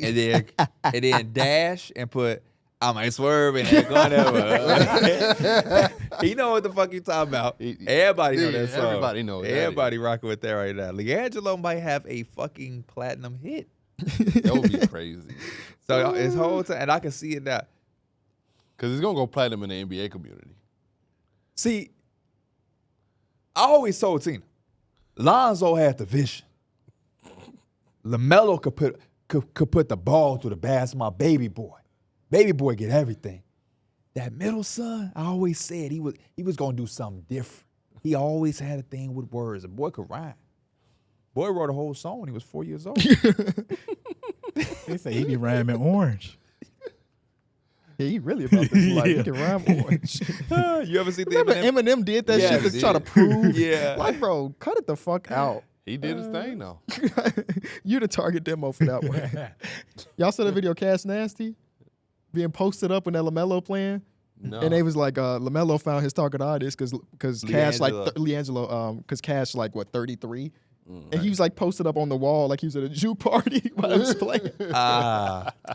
Like hell Jew yeah. parties. How many Jew parties you ever been to, dude? None. 0. For real? I wasn't a party You goer. never been to a Jew party? I've never been a party That's a goer. lie. You can't. Hey, it's too late. Ain't no more juke parties no more. You ever been to a Jew party, Mike? No. No, imagine What? being 30 at a Jew party. Bro, no fucking way KB ain't never been to a Jew Never been to a party. Jew party. No, I haven't either. Austin way too fucking young. Austin grew up in a social media era. Damn. He did. I know. I'm trying to formulate this text. Ain't no more. In real life, ain't no more juke party. At least that I know of. When people was having them, Just go I to the just- club. If you want to go to a Jew party, go to the club. Bro. I was always nervous to go to parties. Yeah, at a club. Why? I was scared. I thought I would just be standing there and no one would dance on me. Well, you would And I have. would just- You would have been. That's anxiety. fearing some shit. That Even didn't if that even happened, it was a lot of people in there that was doing that. I He get knew what was gonna happen. He get danced on. He's all, I was scared. Nah, he wasn't scared. You knew. What you talking about? I was scared. Yeah, because nobody might have.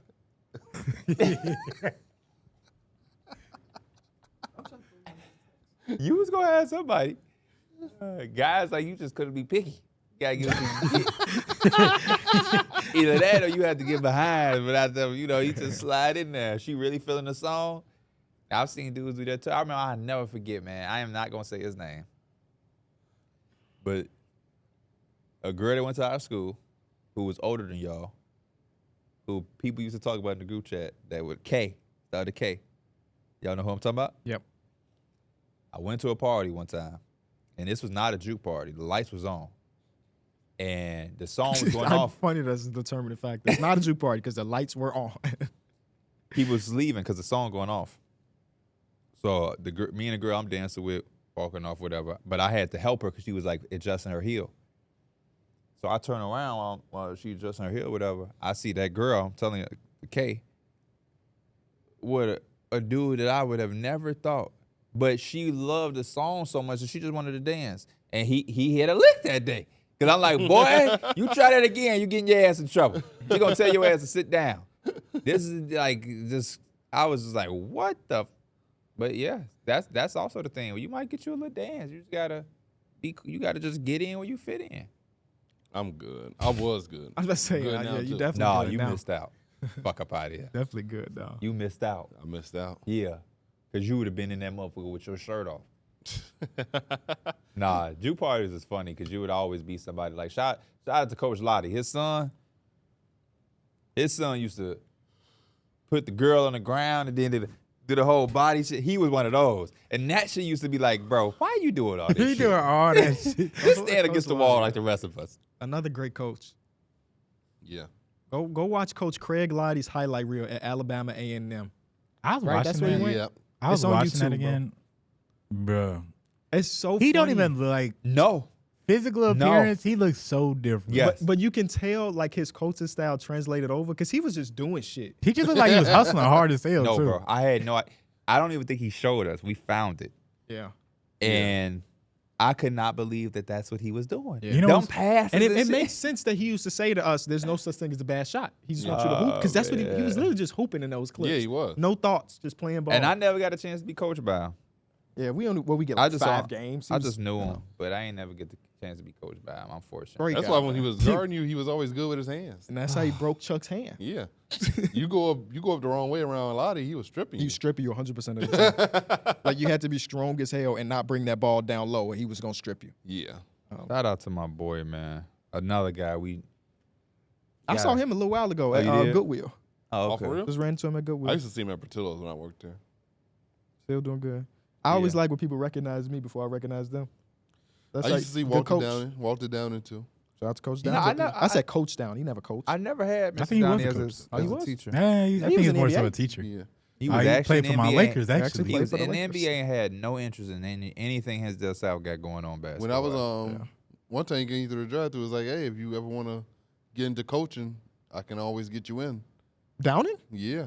Oh wow. And I was like, okay. All right. They go to Connects. And I was Lord knows the school needs some help now. his son reminded me of Austin. I don't remember his son. I don't see it. Just like how they tall, lanky, and how they dress. Oh, Austin ain't around here playing guitar. Oh, he was 6'7" and wanted to play guitar instead of hoop. Yeah, he used to play the guitar or whatever, but Oh, he you used to talking dress about- kind of like how Austin dressed, like the cargos and like the Yeah. big clothes. Yeah, He had the good at Super Mario Smash Brothers hairline. I'm not saying shit like that now. He probably was good at Smash, bro. he definitely looked like he was one of those You going players. on his hairline? I don't remember his hairline. Yeah, I don't either. I can't agree to something I don't know nothing about. Because then if he come up here and whip Mike ass, that's on Y'all Mike. don't I got think my he could back? be good at both.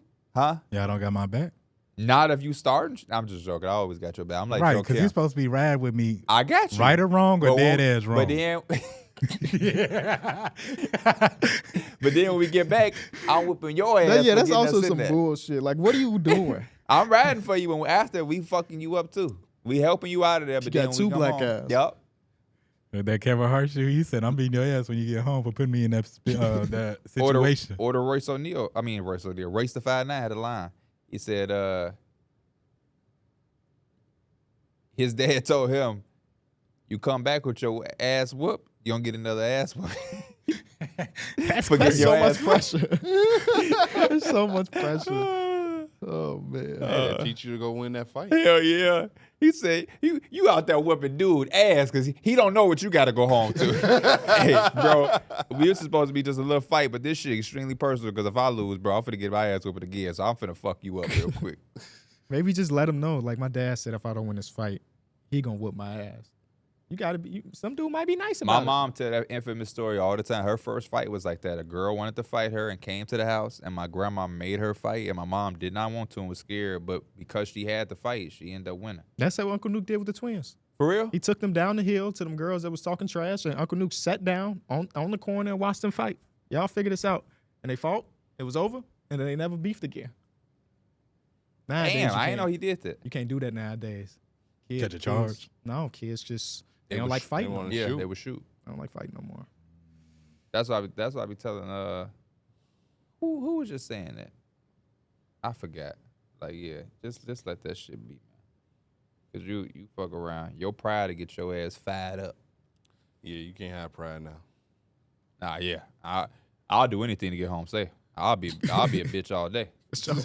I'm the biggest bitch. Am I getting home? Oh yeah, I'm a bitch. You got it. You got it. Cause I'm not getting shot and I don't want to shoot you. Cause I don't got time to be in jail. I love playing 2K too much.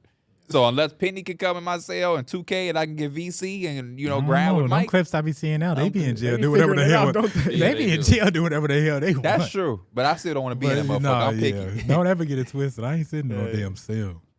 So in order to navigate through all of that, what you just said, you're not sitting the cell for nobody. I ain't putting myself in no situation to snitch. My interrogation room. That's the difference between I'm gonna me. have a big beef dip with a Pepsi.